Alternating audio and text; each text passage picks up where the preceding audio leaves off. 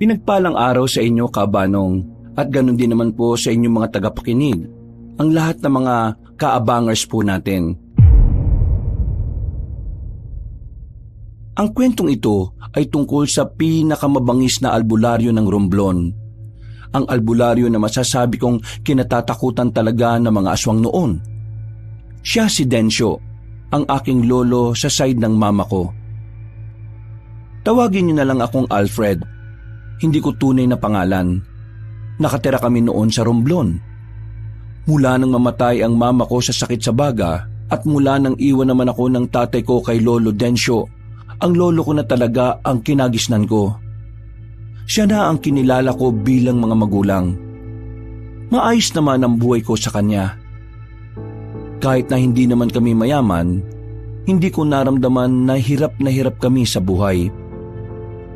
May kinikita naman si lolo sa pag-aalbularyo niya. Kilala na rin naman kasi siya sa probinsya namin kasi ang dami na rin niyang natulungan. Saan ka na naman nanggaling, Alfred? Diyan lang po, Lo. Anong dyan lang? Tingnan mo yung sinaing mo rito, Kung hindi ko pa napansin, baka mamaya kumain na tayo ng sunog. Ay, oo nga pala. Naku, pasensya na po, Lo. Saan ka nga ba galing? Yun ang tanong ko. No, sa bilyaran lang. Tinalo ko lang naman yung mga mahihinang nilalang. Halika rito. Bakit po, Lo? Basta, halika rito. Rico, nakakurot naman to. Umayos ka, Alfred, Nainis na ako sa ugali mo. Pinababayaan mo yung sinasaing mo rito para lang sa bilyar-bilyar na yan. Batuin kita ng marmol na bola doon Lo, kalma. Sinaing lang naman yan Kahit anong oras pwede naman tayo magsaing uli. Pero itong naipanalo ko sa bilyar, ngayon lang to. Tingnan nyo to, dami, hindi ba? May pang-ambag na ako dito sa bahay. Wala nang masasabi sa akin yung mga chismosa dyan. Dami kong pera ngayon, Alfred, kaya ka ba nakipagpustahan kasi apektado ka sa mga sinasabi nila? Opo. May mga apple sila Chinichismis nila ako na palamunin lang daw ako dito sa atin. Kung hindi naman ako madaling hingalin, di sana nandun pa rin ako sa trabaho ko. Wala talagang magawa yung mga chismosa na yan Ngayon lang naman ako nawalan ng trabaho. Grabe na sila gumawa ng kwento. Mga buang. Alfred, hindi kita tinitingnan na pabigat dito sa bahay. Alam ko ang kondisyon mo. At kilala naman kita. Mas ako nga ang nakakilala sa'yo kaysa sa ibang tao Kaya, wag mo nang isipin yung sinasabi ng mga ibang tao dyan. Hindi kasi ako sanay Dati naman kasi hindi sila ganun sa akin. Alam mo, Alfred, ganun talaga ang ibang tao. Kapag may pakinabang ka, okay ka sa kanila. Kapag wala ka ng pakinabang, sisiraan ka na. Pero ang pamilya mo, hindi gagawin yun sa'yo.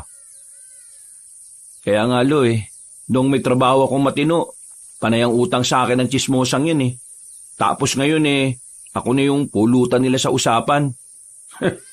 Basta ikaw, huwag ka na mag-isip ng kung ano-ano. Naintindihan mo ba ako? Opo, Lo. Huwag mong pansinin yung mga taong wala namang magandang may dudulot sa'yo. Lo, ano nga palang balita dun sa lalaking aswang na hinahanap mo nung nakaraan? Nahanap na namin ng mga tropa. Ano pong nangyari?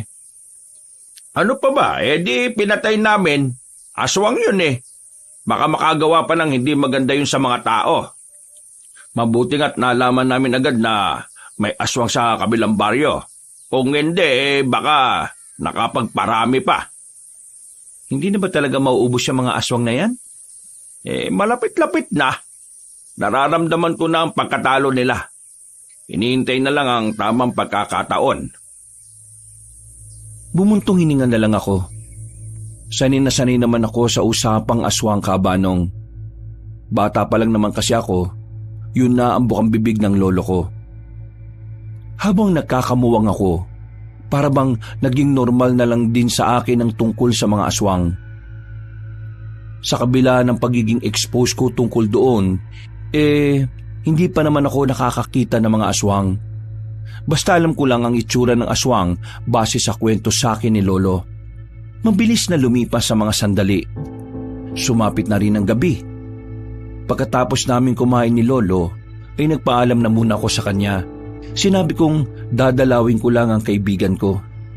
Pero ang totoo ay pupunta lang ako ulit sa bilyaran. Para kasing hindi ako makakatulog kapag hindi ako nakapaglaro sa gabi. O pre! Oh, nabuhay ka. Baliw, di naman ako namatay eh. Naging abala lang. Tapos na yung kontrata ko eh. 7 araw lang naman yun. Namiss mo ako, no? Ew, kadiri ka. Anong namiss? Pwe, chicks ka ba? Saan ba punta mo? Sa bilyaran. Peperahan ko lang yung mga mahihinang nila lang dun. Sama ka na lang sa akin, pre. Saan mo naman ba ako dadalin? Sa chill-chill na lugar. May pera ka ba dyan? Magre-relax lang naman tayo dun eh. O sige, libre ko. Marami akong pera ngayon. Hindi ako pwede. Papapagalitan ako ni Lolo. Kapag ganitong gabi na, hindi na ako pwedeng lumayo-layo. Alam mo naman na hindi pa tapos yung problema sa mga aswang. Pambira. Aswang-aswang pa rin? Wala namang ganyan eh. Uy, sira ulo. Alam ko na alam mong meron. Kahit tatay mo naniniwala rin eh. Ang ibig kong sabihin, sa panahon natin ngayon, wala nang aswang. Kung noon, oo, meron. Pero ngayon, malabo na yan, pre. Nitong nakaraan nga lang eh, may napas lang na aswang sila Lolo. Lalaking aswang. Kaya anong sinasabi mong wala na ang mga aswang? Palibasa, puro pambababae yung ginagawa mo eh. Nagtatrabaho ka siguro ng ilang araw para lang may pambabae ka eh, no? Galing mo ah. Paano mo nalaman yon? Bata pa lang tayo, kilala na kita eh. Diyos ko, baka nga yung pose kapag nilagyan ng palda eh, baby ride mo rin eh. Uy, grabe ka naman sa akin. Hindi naman ako ganyang kahayok, no? O sige na, pumunta ka na kung saan ka pupunta. Magbibilyar na ako. Sige, sama na lang ako sa'yo. Boring kapag wala akong kasama eh. Alam mo, para matuwa ako sa'yo, ikaw na lang ang pumusta sa akin. Yung pera mo, gagawin kong pera ko. Ha? Yung pera mo, pararamihin natin. We, sigurado ka dyan? Baka naman mamaya eh, hindi ka naman pala marunong. Yan ang napapala mo nang mawala ng 1 linggo eh. Hindi mo na alam kung gaano ako kagaling.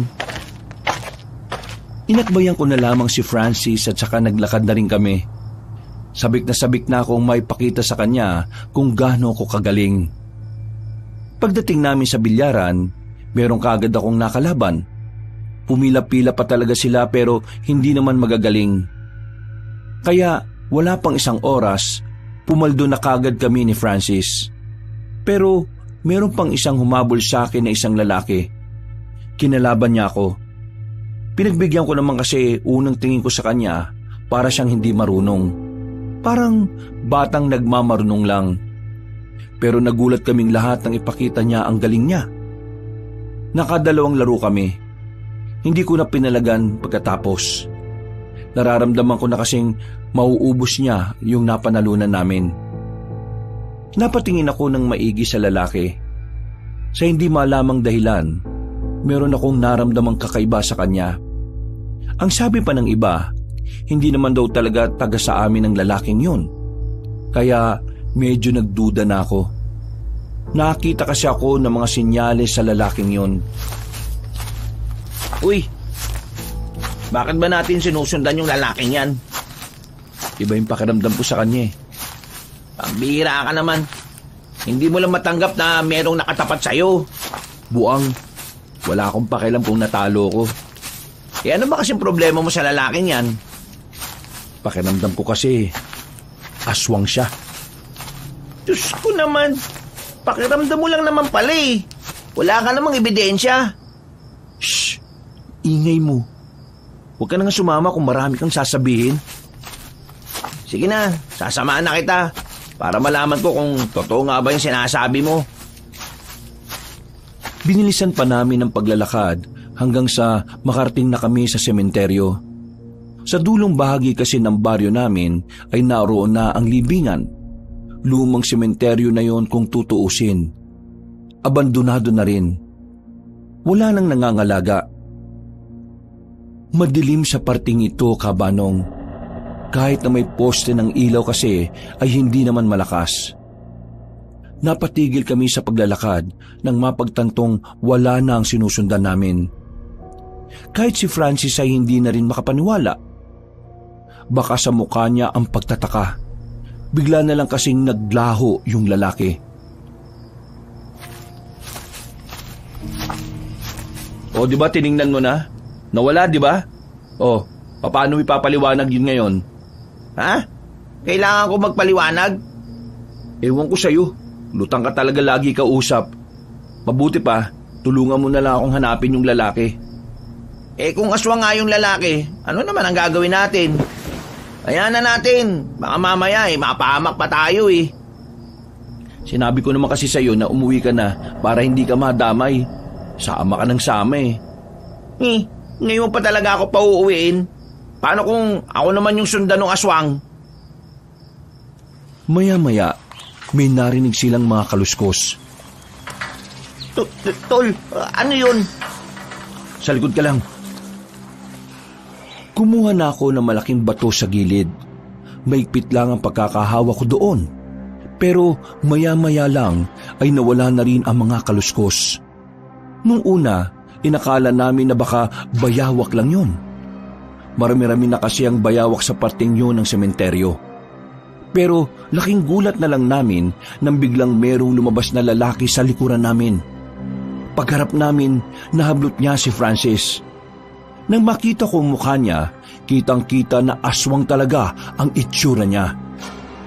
Nagsalita pa ang aswang na yon at sinabi niya ang pangalan ko kahit si Francis naman ang hawak niya. Hindi na ako nagsayang ng pagkakataon, Kabanong. Binato ko sa mukha ang lalaking aswang. Tinamaan naman siya sa mukha dahilan para mabitiwan niya ang kaibigan ko. Hindi ako si Alfred. Ito si Alfred oh. Siya yung apo ni Mang Densyo. Ay gagi, sira ulo. Sinabi mo pa talaga? Ako ang napagkakamalan eh. Hoy, ikaw aswang. Anong kailangan mo sa akin? Hindi na nagsalita ang aswang na yon. Akmang aatake pa sana siya ulit nang bigla itong mataranta. Tumakbo na yon ng mabilis. Pagtingin namin sa likuran ay kararating lang ni Lolo. Hindi na niya hinabol ang aswang at pinaubaya na lang sa mga kasama niya. Lo!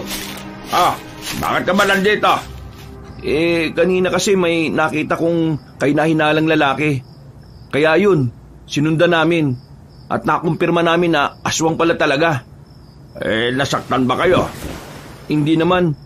Pero Lo, ako yata punteriya ng aswang na yun eh. Tama siya, Mang Densyo. Akala kasi ng aswang, ako si Alfred kaya ako yung hinilan niya kanina. Kayong dalawa ha, umuwi na muna kayo sa bahay. Bilis na! Wala na kaming sinayang na sandali. Agad naman kaming sumunod kay Lolo. Nang makauwi kami ay pinag-usapan namin ang nangyari habang nagkakape. Inuumpisa na ng mga kalaban. Ang alin, Lo? Nagsisimula na silang gumati sa dami ng mga napaslang ko doon. Bakit ako yung punteriya nila? Malamang, ikaw ang uunahin nila kasi ikaw lang naman ang pamilya ko. Di ang mga aswang po pala, mga traidor at duwag. Kasi inuuna nila yung wala naman talagang kasalanan sa kanila eh. Traidor, oo. Madalas, patalikod sila kung lumaban. Pero hindi sila duwag. Matatapang at mababangis sa mga aswang. Sadyang mapanlinlang at tuso lang talaga mga nilalang na yon. Lo, ibig sabihin lang pala nito, nasa alanganin na rin ang buhay ko. Mismo! Ano ang gagawin ko? Ano sa tingin mo? Lo, gusto ko na rin matuto. Maging kagaya nyo. Turuan nyo na kasi ako. Sigurado ka na ba sa sinasabi mo? Hindi biro ang maging kagaya ko, Alfred. Kung ito na lang talaga ang paraan para maprotektahan kita at ang sarili ko, kailangan ko maging kagaya nyo. Pre, hindi ako kasama sa poprotektahan mo? Kaya sumama ka na rin dito. para protektahan mo rin ang sarili mo. Gara mo! Wag na uy! Kaimik buhay ko eh. Ang pagharap sa mga aswang ay para mo na ring inilalagay sa hukay ang kabilang paa mo. Kaya pag-isipan mo ng maigi ang desisyon mo, Alfred. Hindi naman kita minamadali. Kaya may sapat kang oras para magnilay-nilay. Ang gusto ko lang ngayon, mag-iingat ka palagi. Lalong-lalo na kapag nasa labas ka at hindi mo ako kasama. Tumango na lamang ako bilang tugon sa sinabi ni Lolo. Maya-maya lang din ay pinauwi na namin si Francis. Gusto pa nga sanang magpahatid pero hindi na ako pumayag. Tinamad na rin kasi ako maglakad. At matapos din ang nangyari, nakaramdam na rin ako ng takot. Makalipas pa ang ilang araw, wala naman ang aswang na lumapit sa akin. Hindi ko alam pero pakiramdam ko rin ay nakatulong ang mga pangontra na pinasuot sa akin ni Lolo. Pero ang sabi niya sa akin, huwag kong iasa palagi ang kaligtasan ko sa pangontra sa lahat ng oras. May mga pagkakataon daw kasi na ang mga aswang ay hindi tinatablan. Depende raw sa uri. Kumusta? Anong balita sa pagbumuni-muni mo? Lo, buo na talaga loob ko. Gusto ko na talaga. Kung ganun sumama ka na sa akin bukas. May pupuntahan tayo. Saan ho? May tutugisin na tayong aswang kaagad? Hindi. Meron akong kakausapin na tao. Ayon sa nakarating na impormasyon sa akin, itong tao na ito maraming nalalaman tungkol sa mga aswang.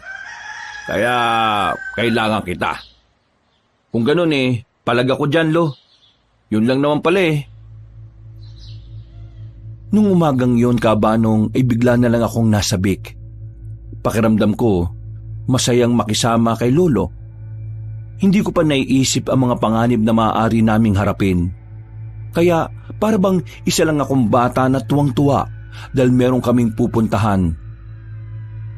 Kinabukasan, maaga pa lang ay umalis na kami ng bahay. Pero hapon na kaming nakarating sa destinasyon namin.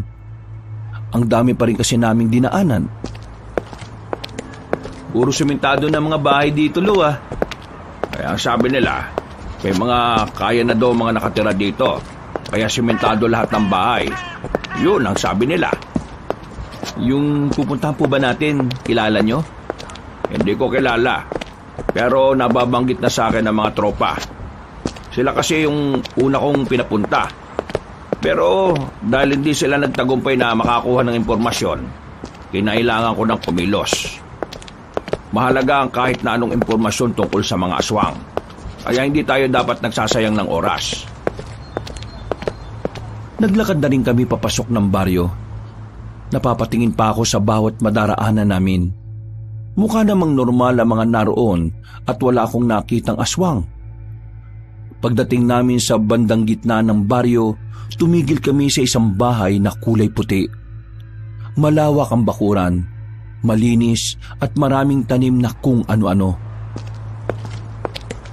Eto na nga yun. Sandali lang, Lo.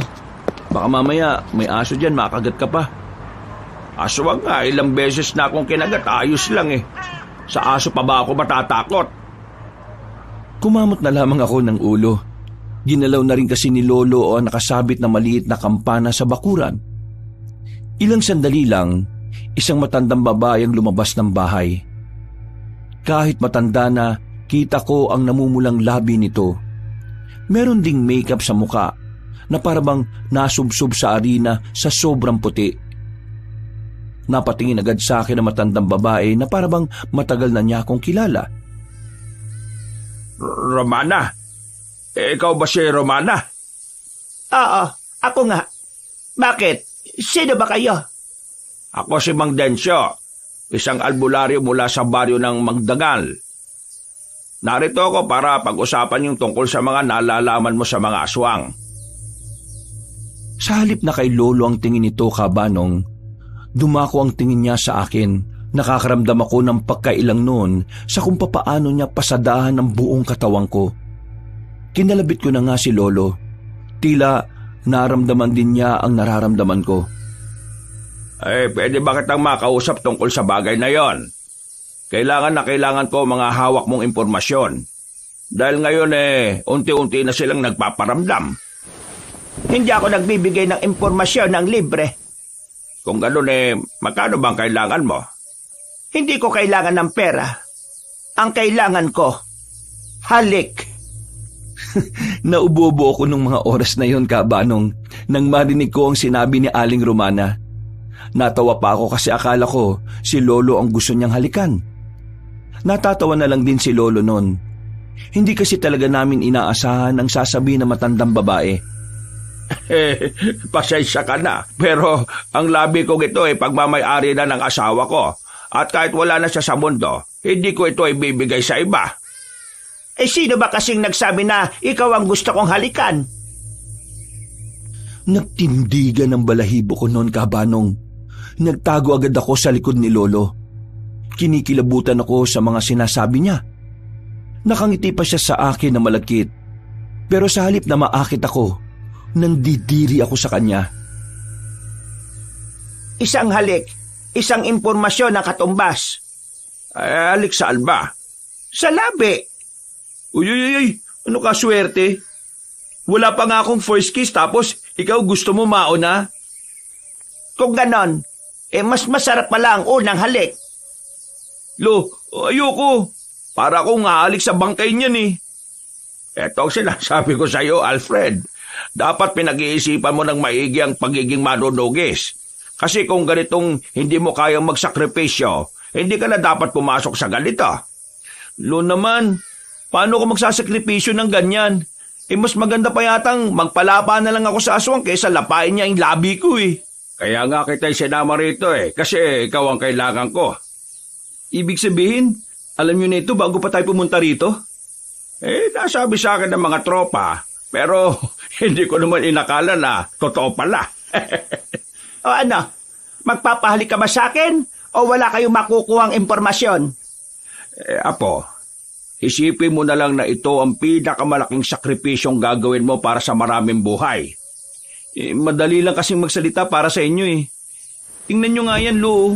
Parang inaagnas na yan Ano, maghihintay pa ba ako? Kapag nagbago ang isip ko, wala na kayong aasahan sa akin. Sa iba na ninyo hanapin ang impormasyon na kailangan ninyo. Apo, magdesisyon ka na. Isipin mo na lang na kapag hindi natin nalaman ang impormasyon na hawak niya baka maraming buhay ang mawala. Pambihira naman, Lo. Talagang kinokonsensya niyo ako Sige na, Alfred. Sa'yo nakasalalay ang progreso ng misyon nating dalawa. Gusto mong maging ganap na manunugis kagaya ko dito? Dapat, kaya mong tiisin ang mga ganitong sitwasyon. Huminga na lang ako ng malalim. Tumingin ako sa mukha ni Aling Romana. Noong mga sandaling yon, pakiramdam ko ay hahalik ako sa kamatayan. Nakanguso pa ang labi niya kahit na hindi pa naman ako pumapayag. Naiisip ko pa lang na maglalapat ang labi namin na matandang yon para na akong nasusuka. Pero naiisip ko rin ang mga taong umaasa sa ginagawa naming misyon. Isa pa, bago pa lang ako sa larangan kaya yun ang unang pagkakataon na meron akong may aambag. Napalunok ako ng laway, Kabanong. Pumikit ako sandali at saka nagdasal. Saglit lang at dampi lang Baka naman laplapin mo pa ako. Maglalapat ang labi nating dalawa ng 10 segundo. Ano? 10 segundo? Pambira naman Ano? Papayag ka o aayaw na ako? Naubos na ang pasensya ka? Oo na. Visit na buhay to 10 segundo lang Apo, isipin mo na lang na humalik ka sa puwet ng kalabaw. Dahan-dahan na akong lumapit sa matandang babae, Kabanong. Parang anumang oras masusuntok ko siya dahil sa tingin niya sa akin. Pero kailangan kong tiisin yun. Kailangan kong isugal ng panandalian ng dangal ko. Hinawakan ni Aling Romana ang magkabilang pisngi ko. Naramdaman ko kaagad ang magaspang at kulubot niyang kamay. Kinilabutan ako. Pero inisip ko na lang na gagawin ko yon hindi para sa sarili ko, kundi para sa mas maraming tao na umaasa sa kapayapaan. Pagpikit ko ng mga mata ko, saka dinikit ni Aling Romana ang kanyang labi sa labi ko. Nagtindigan ang balahibo ko sa buong katawan. Yung 10 segundo na yon, parang sobrang tagal. Nang matapos na ang bilang ni Lolo, tinulak ko kagad si Aling Romana. Tubalang ya. Kailan ka ba uling nag-toothbrush? Amoy tae ang bibig mo eh. Sos, kunwari ka pa. Gusto mo rin naman. At pwede ba? Huwag ka nagang maging maarte. Ngayon ka na nga lang nagkaroon ng unang halik nag-iinarte ka pa. Pasalamat ka nga, may humalik sa'yo. Ano? Pasalamat? Ako magpapasalamat? Kung kasing ganda ka ni Maui Taylor, baka magpasalamat pa ako. Mukha kang ang uugod-ugod na parang pet na kulubot eh. O sige na, tama na yan. Kailangan na namin ng impormasyon na hawak mo. Sige, sumunod kayo sa akin. Kakaiba ang araw na ito. Ang sarap!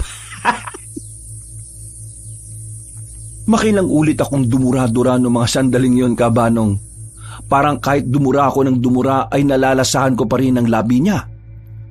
Pagpasok namin sa bahay niya, ay pinaghandaan niya kami ng mainit na tsaa. Hindi ako uminom kasi baka may pampatulog siyang inilagay doon. Anong nalalaman mo tungkol sa mga aswang? Ang pinuno ng mga aswang ay si Sicario. Sicario? Saan mo naman nalaman ito? Lahat ng sasabihin ko sa inyo ay galing lang din sa mga informant ko. Informant? Hanep, parang pulis lang ah. Si Sicario ang pinuno. Marami din siyang galamay. Ayon sa mga tao ko, si Sicario mismo ang gumagala-gala para makapaghanap ng baryo na masasakop. Pero meron siyang kanang kamay. Hindi ko alam kung babae o lalaki. Pero ang sabi nila, itong kanang kamay niya, yun na nag-aasikaso ng lahat. Kasama na roon ang paghahanap sa iyo, Densyo. Ibig sabihin uunahin pala talaga nila ako? Oo, uunahin ka naman talaga nila kasi ikaw ang pinakakilalang albularyo dito sa Romblon. Wala ba talaga kayong ideya kung sino o ano man lang yung itsura ng kanang kamay? Kung meron lang di kanina ko pa sinabi.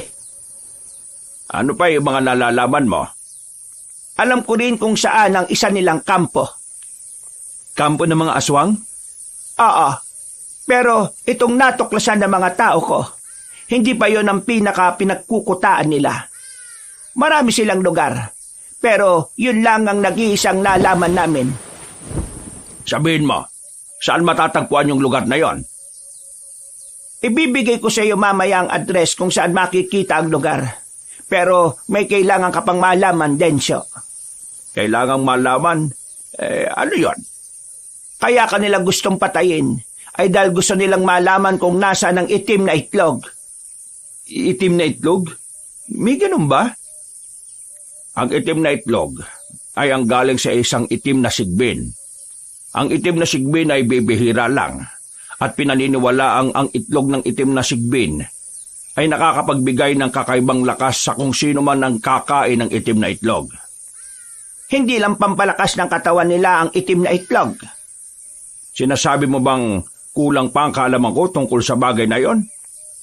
Ang itim na itlog ay mabisa rin para makagawa ng mga makabago at mas mababangis na aswang.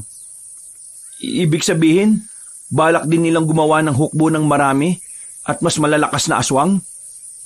Nakuha mo, baby! Huwag mo nga akong tawagin ng ganyan. Kadiri! Ang problema, hindi ko rin naman alam kung nasaan ang itim na itlog. Alam mo ba kung nasaan?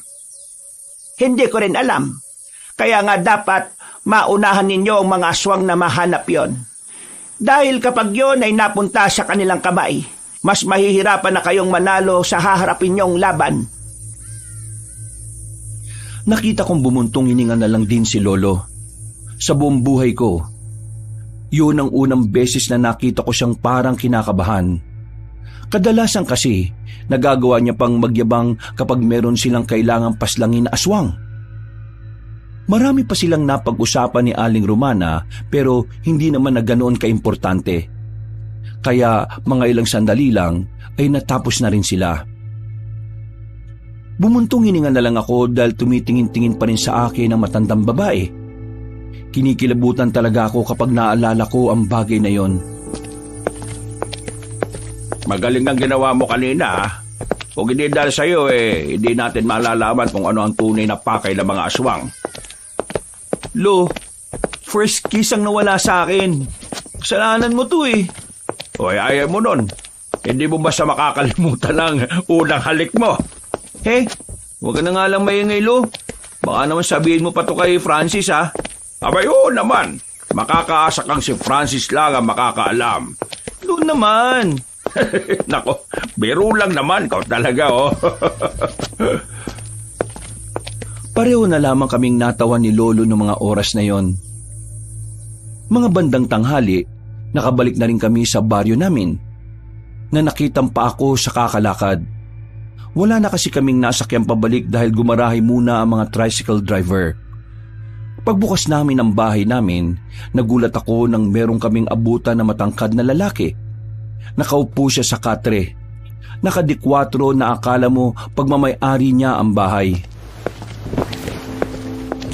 Sino ka?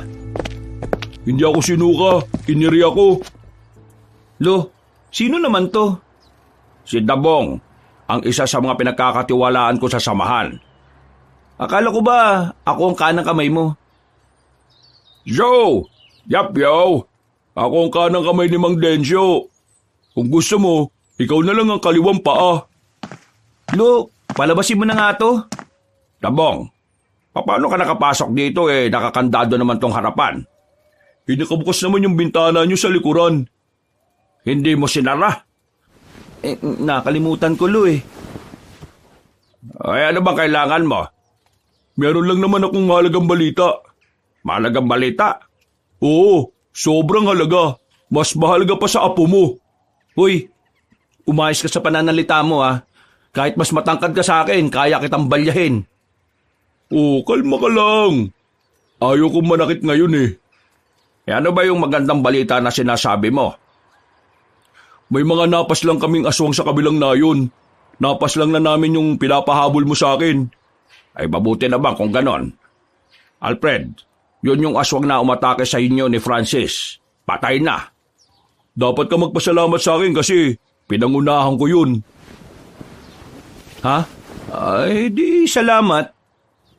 Total, nandito ka na naman. Dito ka na rin kumain. Hinila ko si Lolo palabas ng bahay namin. Sa mukha pa lang kasi ng lalaking nasa bahay namin noon, parang hindi na mapagkakatiwalaan. Parang hindi gagawa na mabuti. Lo, sigurado ba kayo sa lalaking yon? Parang hindi mapagkakatiwalaan yung mukha eh. Matagal ko lang kilala si Dabong. Wala kang dapat ikabahala sa kanya. Hindi ba magnanakaw yan? Hindi naman. Matino naman siyang tao. Pero buraot nga lang. Buraot? Oo, buraot. Madalas mangingin ng kung ano-ano kahit na meron naman siyang pera. Oh, tara na. Maganda na tayo ng makakain. Napailing na lang ako nung sandaling yon, Kabanong. Kahit na hindi ako komportable na merong ibang tao sa bahay, kailangan kong tiisin yun dahil bisita yon ni Lolo. Pero hindi ko maiwasang hindi mainggit. Parang mas pinagkakatiwalaan pa kasi siya ni Lolo kaysa sa akin. Kaya mula nung araw na yon, tinaga ko sa isipan ko na magiging magaling din ako kagaya nila. Isang linggo ang nakalipas, wala akong ibang ginawa kundi ang magsanay at mag-aral tungkol sa mga ginagawa ng isang manunugis. Nabibigla na nga lang din si Lolo na marami na rin akong nalalaman. Aalis kayo mamaya ni Dabong ha? Sasama ka sa kanya. Ho? Bakit naman ako sasama sa kanya? Kailangan mo siyang samahan kasi mabibigat ang kukunin ninyo.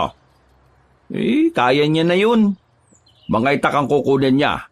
Hindi niya kakayanin kung 2 sako ang bitbit niya tapos matatalim pang nasa loob. Kung kayanin man niya, ay baka abutin siya ng siyam-siyam. Laking tao naman nun eh.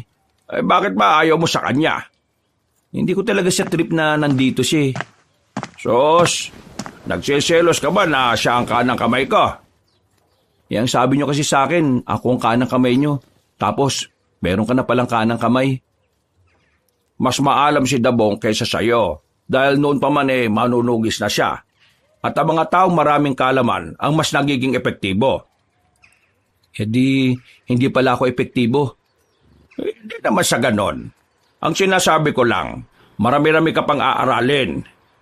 Huwag kayong mag-alala, Lo. Papatunayan ko sa inyo na pwede mo rin akong maging kanang kamay. Masama ang loob ko nung oras na yon. Kaya bago pa humaba ang usapan, naisipan ko na lang na umalis. Pinuntahan ko na lang ang kaibigan kong si Francis. Wala rin naman kasi akong ganang magbilyar nung oras na yun. Anong sinabi mo? Hindi ka na paborito ng lolo mo? Para ka naman bata na nagmamaktol, pre. Anong parang batang nagmamaktol? Nakakainis kasi. Bigla-bigla na lang dumating yun sa buhay namin. Parang nasasapawan tuloy ako. Anong nasasapawan? Magaling talaga siguro yun kaya hindi ka magawang pagkatiwalaan ng lolo mo. Huy, kaibigan ba talaga kita o hindi? Bakit parang hindi mo naman ako kinakampihan?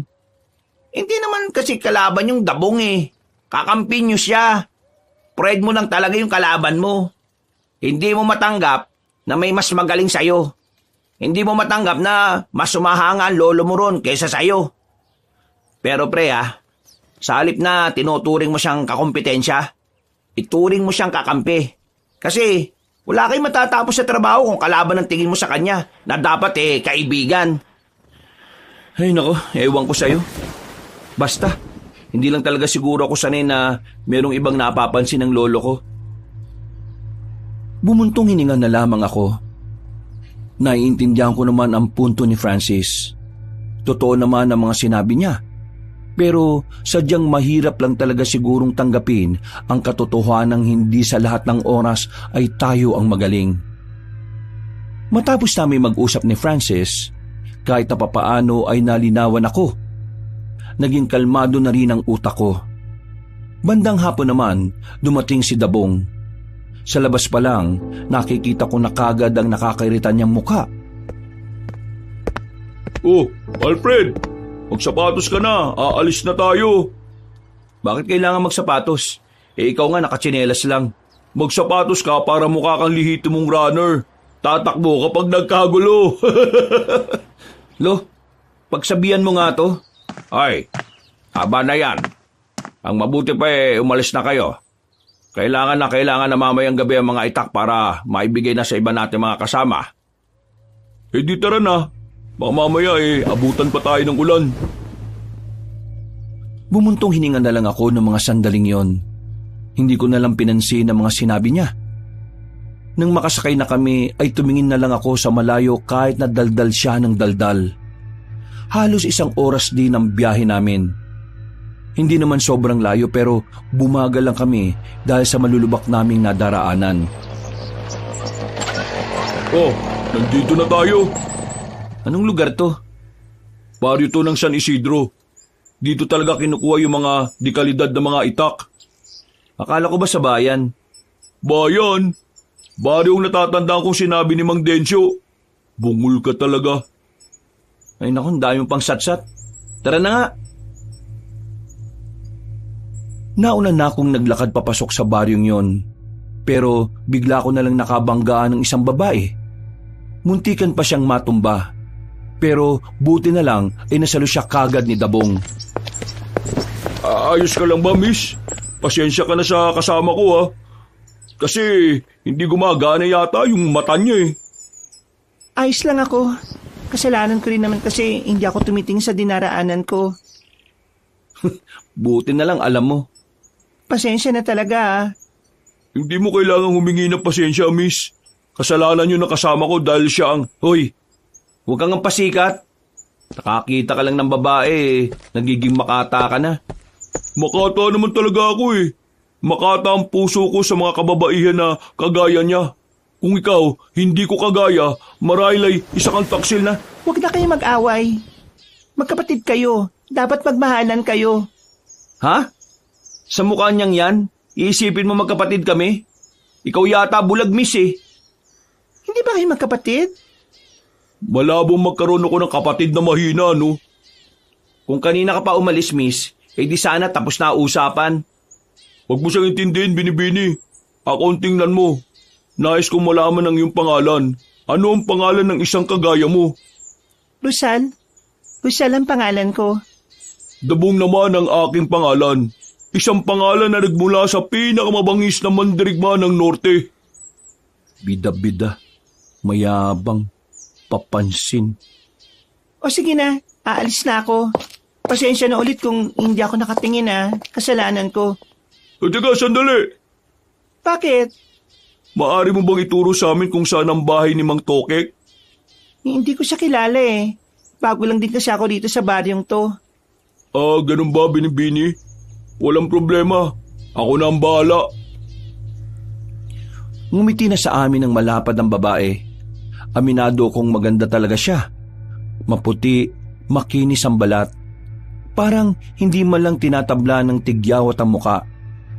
Nang maglakad na yun papalayo, napansin naman namin ang magandang hubog ng katawan nun. Parang asong naglalaway naman si Dabong habang pinagmamasdan ng babae na papalayo. Hindi pa siya matatauhan kung hindi ko tatapikin ng malakas sa balikat. Uy, kung makatapik ka naman sa balikat ko, parang close tayong dalawa. Para ka kasing asong baliw dyan eh.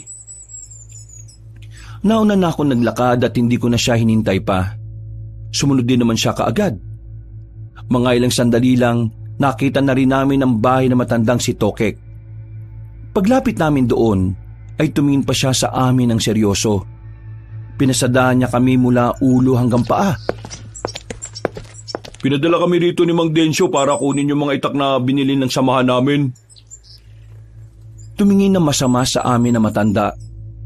Pero sinenyasan niya lang kami na sumunod. Dinala niya kami sa maliit na warehouse. Nakalatag na sa mahabang lamesa ang mga bagong gawang itak.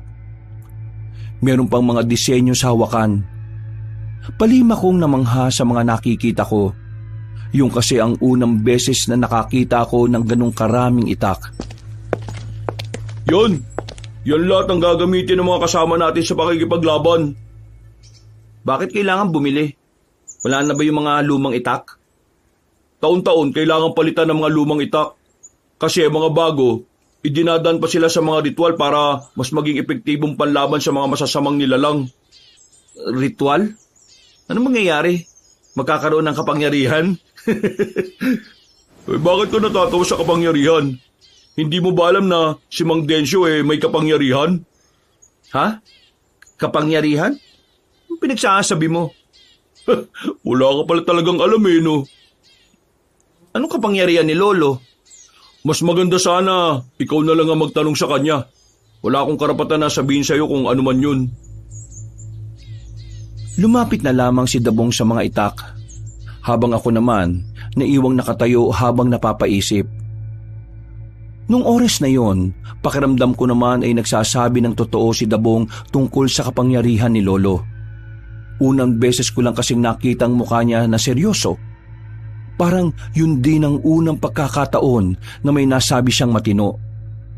Matapos naming usisain ang mga itak, ay agad na rin naming binalot isa-isa ng tela. Inilagay namin sa mga sako. Nang magkaabutan na ng kabuuang bayad ay umalis na rin kami. Habang nasa biyahe, tahimik lang si Dabong. Nang makabalik naman na kami sa baryo, sa bahay namin mismo ibinagsak ang mga bagong itak. Wala si Lolo nung oras na yon, kaya kami na lang muna ang nagsalansan. Pagsapit ng gabi, dumating ang mga manunugis mula sa iba't ibang baryo. Dito na nagsimulang ipamigay ni Lolo ang mga itak. Habang ako, hindi ko alam kung bakit wala akong natanggap noon. Sige na mga kasama, makakauwi na kayo. Ipapatawag ko na lang kayo kapag may mga dapat pa tayong pag-usapan. Naglakad na rin palis ang ibang manunugis. Gabi na sila natapos sa pag-uusap, habang ako nagmumukmuk lang sa loob ng bahay. Hindi ko kasi matanggap na wala akong natanggap na sandata. Halos lahat meron, pero ako, hindi man lang ako naalala ni Lolo. Nasa loob lang ako, nagbabasa ng kung ano-ano nang pumasok na si Lolo. Nilapitan niya ako at tinabihan sa katre. Tahimik lang ako. Hindi ko siya kinikibo. Alam ko kung bakit ka tahimik. Iniisip mo ba kung bakit hindi kita binigyan ng sandata? Tinigil ko sandali ang ginagawa ko. Tumingin ako sa kanya ng seryoso. Napansin ko na medyo natatawa siya. Kaya mas lalo kong nainis. Tumayo ako sa harapan niya at binitiwan ng libro. Anong nakakatawa, Lo? Napapansin ko, parang wala ka namang pakialam sa akin eh.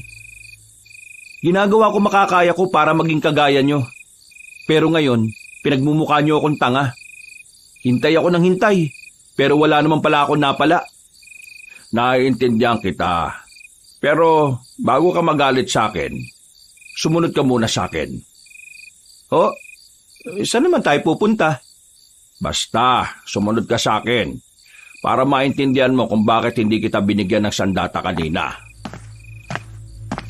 Dahil sa kuryosidad, sinundan ko na lang si Lolo. Naglakad kami noon patungo sa dulo ng baryo kung saan naroon ang abandonadong sementeryo. Habang nadadaanan namin ang mga lumang puntod at nicho, hindi ko maiwasang hindi mawirduhan kay Lolo. Hindi kasi siya nagsasalita. Tahimik lang habang nakatingin sa dinaraanan namin. At parang hindi niya rin ako naririnig. Ilang sandali pa, tumigil na kami sa harapan ng isang malaking puntod. Naunang naglakad si Lolo patungo sa likuran nun. Ako naman ay nakatigil lang. Lo, anong gagawin niyo dyan? Sumama ka na lang kung gusto mong malaman. Papasok ka sa nichong yan? Ano bang meron sa likod niyan? Ang kulit mo. Sumama ka na nga lang. Napapailing na lang ako. Kahit na nahihiwagaan na ako noong mga oras na yon, ay sinundan ko na lang din siya. Pagtingin ko sa likuran ng nicho, may nakita akong maliit na pinto doon. Hindi ko inakala na meron palang daan doon pababa. Namangha ako, kasi sa mga pelikula ko lang nakikita mga ganon. Pagbaba namin doon, may sinindihan lang si Lolo na malaking gasera. Bumungad sa akin ang tila isang kwarto na maraming nakasabit na sandata sa mga pader. Naroon din ang ibang kasuotan na parang ginamit pa ng mga sinaunang Pilipino. Hindi ko inakala na may ganito ka palang tinatago, Lo. Mula pagkabata ko, wala kang nasabi na ganito ah. Marami akong hindi sinasabi sa iyo noon dahil wala ka pa sa tamang edad.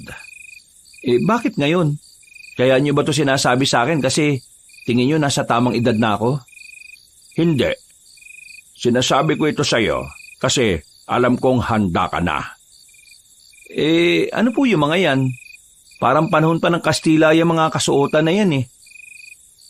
Etong isa, yan ang huling suot ng unang manunugis dito sa Romblon. Kinuha yung kasuotan na yan nang maagnas na siya sa ilalim ng lupa. Ito namang tatlo, yan ang damit ng tatlong alalay niya. Ang tatlong alalay niya na hindi siya iniwan hanggang sa kamatayan. Ganun ba? Ano naman meron at bakit niyo ako dinala rito? Kasi, ibibigay ko sa iyo ang karapat-dapat na sandata para sa iyo. Eto, isang katana. Teka, bakit putol yan? Hindi yan putol. Tingnan mo itong bandang gitna. Mula rito sa dulo hanggang dito sa gitna. Yan lang ang talim niyan. Mula gitna pababa. Hindi na yan kasama. Itong dalawa ay ipinagdurugtong ng tornilyo. Kakaiba pala yan ha? Ito ang ginagamit ko noon. Alam kong kaya mong gamitin ito dahil bukal ang puso mo. Bakit hindi na yan yung ginagamit nyo? Dahil hindi na ako kinikilala na katanang yan bilang amo niya. Ho? Nangingilala to? Ano to, may buhay? Bakit? Akala mo ba bibigyan kita ng katana na pangkaraniwan? Malakas yan. Hindi yan basta-basta. may buhay. Parang tao rin. Teka Lo, windang ako eh. Sige, ano pa yung sasabihin nyo? Kaya hindi ko na yan nagagamit dahil sa nangyari noon. Isang malakas na aswang ang nakalabang ko noong araw. Binata pa ako. Muntikan na ako mamatay. Pero may isang elemento ang nagligtas sa akin. Isang demonyo. Dahil iniligtas niya ako, parang naging utang ko ang buhay ko sa kanya. Bilang kabayaran, para makaalis siya sa pagkakakulong sa isang matandang puno, pumasok siya sa katawan ko. Ano ho? Ibig sabihin, may demonyo sa katawan nyo? Oo, pero ang demonyong nasa loob ng katawan ko ay hindi naman masama. Ano? Teka. Nalalabuan ako eh. Demonyong hindi masama? Ano yun? Meron ba nun? Ibig kong sabihin, dati siyang anghel na naging demonyo dahil sa sumpa ng mga bathala. Ang demonyong nasa loob ko ay parang naging gabay ko na rin sa paglipas ng panahon. Ilang beses na akong naging pero ilang beses din akong nabuhay. Lahat ng iyon dahil sa kanya. Para ka palang immortal no? Ayos naman pala yan, Lo. Pero meron din naman itong masamang epekto. Naku naman. Ano naman yun? Kung minsan, nararamdaman ko na lang na parang may mga gusto kong gawin. Mga bagay na hindi magagawa ng isang normal na tao. Kagaya na lang ng pumatay. Akala ko ba dating anghel yung demonyo na nasa katawan nyo? Oo, pero dahil naging demonyo na siya, mas lamang ang kasamaan sa kanya. Mabuti na lang sa paglipas ng mga panahon, nagagawa ko na ring pagharian ng sarili kong katawan. Minsan, nararamdaman ko na parang sasakupin niya ang katawan ko. Pero nagagawa ko rin naman kagad ng paraan para hindi niya ako makontrol. Malaki rin naman ang naitutulong niya sa akin. Ang kapangyarihan niya ang nagagamit ko kapag may mga nakakalaban akong bigating aswang. Lo, sigurado ba kayong ayos lang kayo? Nag-aalala kasi ako para sa inyo eh. Ngayong nalaman ko na yung tinatago nyo, nababahala ako na baka yung nasa katawan pa ninyong maging dahilan para mapahama kayo. Ayos lang naman ako. Matagal ko naman ng kontrolado ang sarili kong katawan, kaya wala kang dapat ikabahala. Kailan ba mawawala yung demonyong yan sa loob ng katawan nyo? Hindi ko rin alam. Siguro kapag nakahanap na siya ng bagong malilipatan. Isang malalim na paghinga na lamang ang nagawa ko, Kabanong. Pakiramdam ko ng mga oras na yon ay mamumuti ang lahat ng buhok ko sa katawan. Sobra ako nawindang. Sobra akong nakonsumi sa mga kaganapan. Ang bilis ng mga eksena at nagsasabay-sabay pa lahat ng mga lumulutang na sikreto. Tinanggap ko ang katana na bigay ni Lolo. Nawala ng tampo ko sa kanya. Natuwa ako kasi espesyal na sandata pala ang bibigay niya sa akin. Nang umalis na kami roon, hindi pa rin maalis sa mga mata ko sa sandata hanggang sa makauwi na kami. Ang sabi ni Lolo, magagamit ko raw ang sandatang yon dahil habang tumatagal, palapit na ng palapit ang nakaambang labanan ng mga aswang at manunugis. Uy! Visit ka Magugulutin ka pala. Iwas-iwas ka sa pagkakape. Bakit ka ba nagugulat? Anong oras na Anong kailangan mo? Muntikan na akong atakin sa puso ng mga sandaling yon. Bigla na lang kasing lumitaw sa bintana si Dabong. Buti na lang ay hindi ko siya tinagaan ng katana. Sumama ka sa akin. Dali. Ha? Meron ako namataan na aswang sa isang liblib na lugar kung saan may nakatirik na bahay. Sumama ka para masubukan natin lahat ng ininsayo mo at para masubukan natin yung katana mo. Ayoko. Wala naman sinabi si Lolo sa akin na pwede akong... Sige na, Alfred. Sumama ka na. Napakamot na lang ako sa ulo nang biglang nagising pala si Lolo. Pumayag siya sa gusto ni Dabong. Kahit na kinakabahan, Sumama ko sa kanya. Dala ko ang katana. Magkahalong pagkasabik at pangamba ang nararamdaman ko. Kahit kasi nag-iinsayo at nag-aral na ako ng ilang araw, hindi ko rin pwedeng ikaila na iba rin talaga kapag marami ng karanasan. Ganyan na ganyan din ang pakiramdam ko nung unang beses akong isinama ni Mang Densyo. Kinakabahan. Pero kapag nasa labanan ka na, mawawala rin yan. Sabihin mo nga sa akin, anong klase makipaglaban si Lolo? Baka kapag nakita mo, humanga ka lalo. Kahit na may edad na lolo mo, sobrang galing, sobrang bilis. Dahil nga sa kapangyarihan na meron sa katawan niya. Hindi siya magawang tamaan ng mga aswang eh. Maliban na lang kapag malakas din yung kalaban niya. Gusto ko rin maging kagaya ni Lolo. Bukod sa gusto mong maging kagaya niya, may mas malalim ka bang dahilan? Kaya mo ginustong maging manunugis? Hindi ko alam. Basta sa ngayon, gusto ko maging kagaya niya. Kung gusto mong maging kasing galing niya ng mas mabilis, dapat alam mo ang pinakadahilan kung bakit gusto mong maging manunugis. Kasi, yun din ang ginawa ni Mang Densyo. Kaya siya kinilala bilang pinakamabangis na birador ng aswang. Noong mga sandaling yon, tila saka ko lang napagtanto kung gaano kasikat at kilala ang lolo ko. Alam ko kasi noon, pangkaraniwang manunugis lang siya. Akala ko normal lang na maraming napapatay na aswang si Lolo. Pero hindi ko alam na matagal na pala talaga siyang tinitingala ng karamihan at matagal na rin siyang kinatatakutan ng mga aswang. Hindi nagtagal, narating na rin namin ang sinasabi ni Daboy na bahay. Nakatirik nga yon sa liblib na lugar. Napapalibutan na nagtataas ang punong kahoy.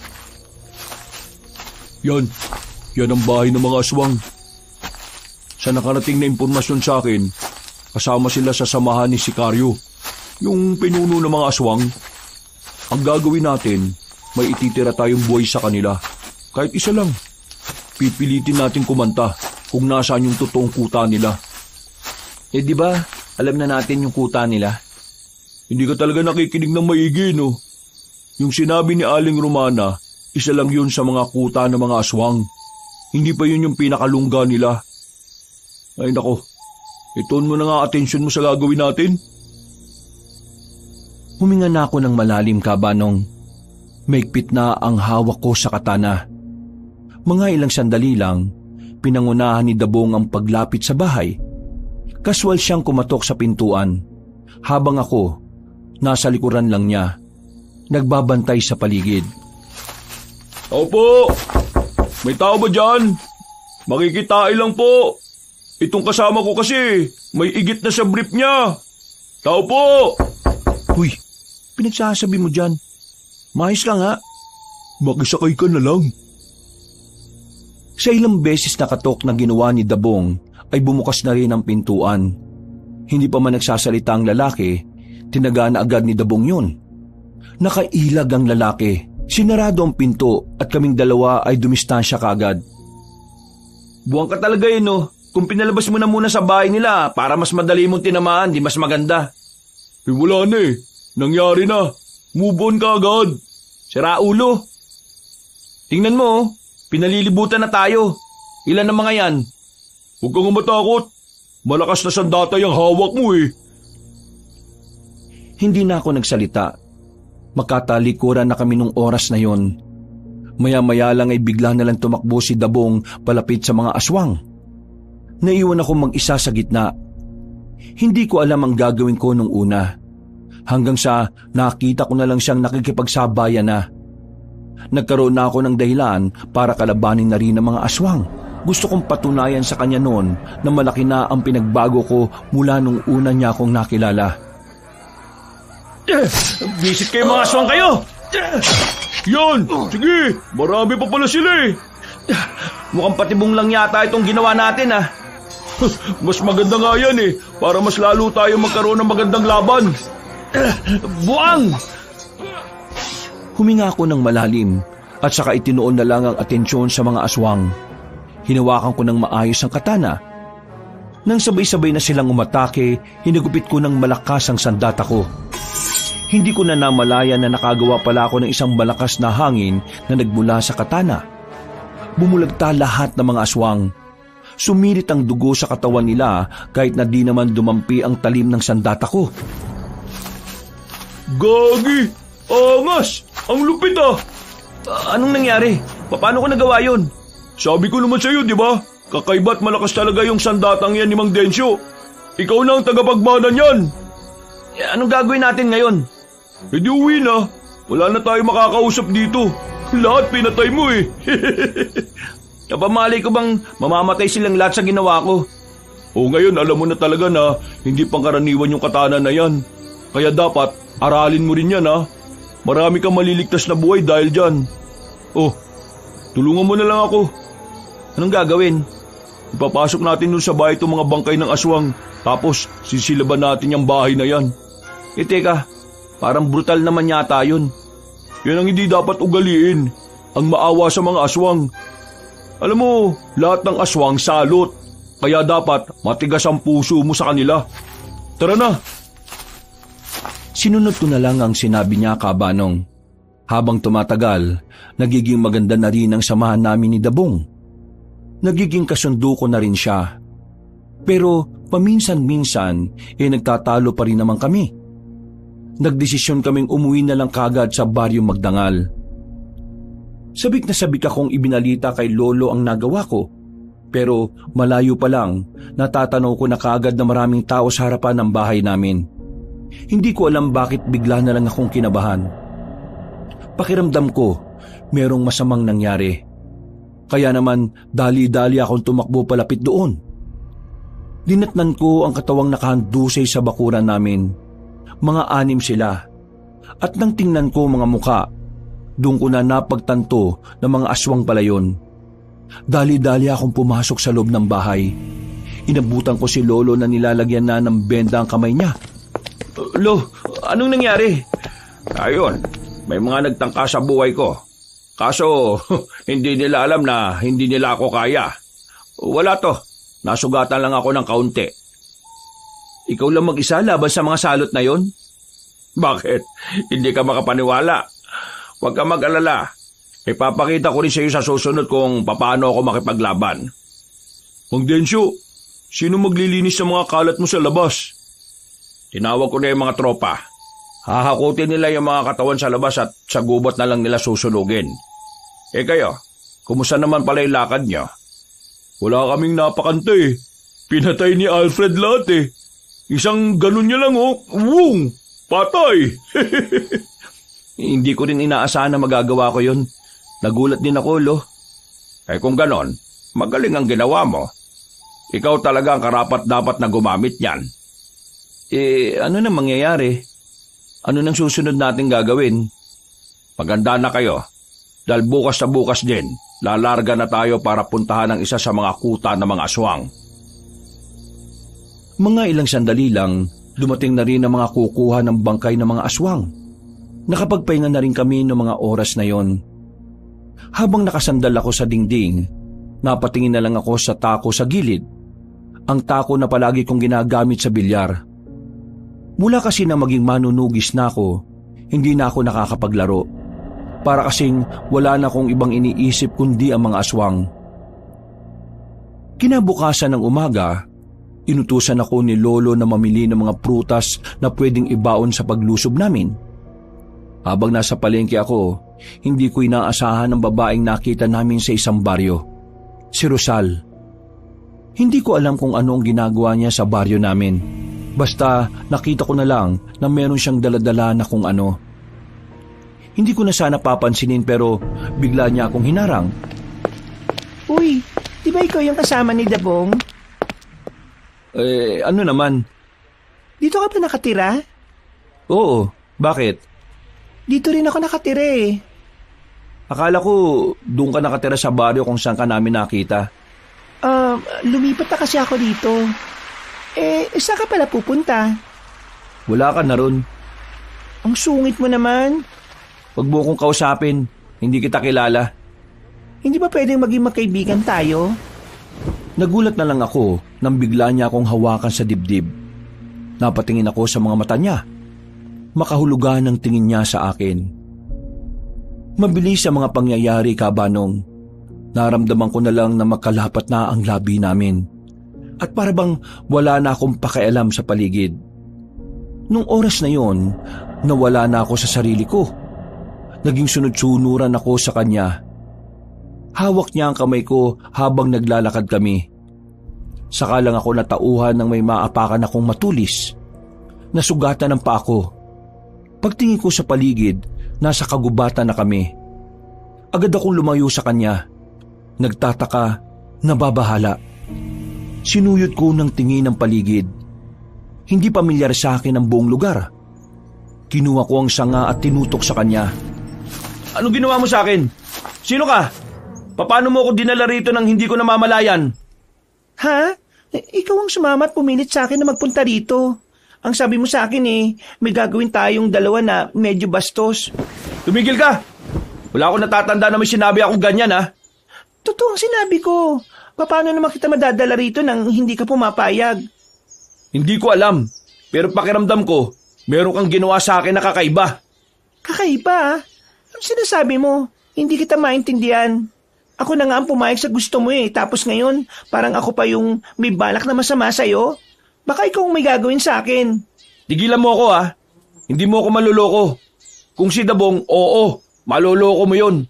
Tanga yun Pero ako, managinip ka ng gising. Hindi kita niloloko. Totoo naman talaga ang sinasabi ko Hindi ka tao. Ha? Anong hindi tao? Mukha ba akong aso? Mas masahol ka pa sa aso. Aswang! Alfred, ayos ka lang ba? Yun mga naiisip mo, hindi na normal Paano mo nalaman ang pangalan ko? Ha? Sinabi sa akin Wala siyang sinasabi sa'yo. Ha? Meron Isa ka siguro sa mga pinadala ni Sicario para patayin ako, no? Napabaliw ka na yata. Hindi ko na pinatapos ang sasabihin niya nang hagupitin ko siya ng hawak kong sanga. Dahil matalim ang bandang dulo noon ay nasugatan ko siya sa muka. Dito ko na nakita kung papaanong nagbago ang reaksyon ng kanyang muka. O di ba tama ako? Hindi ka tao? Isa kang aswang?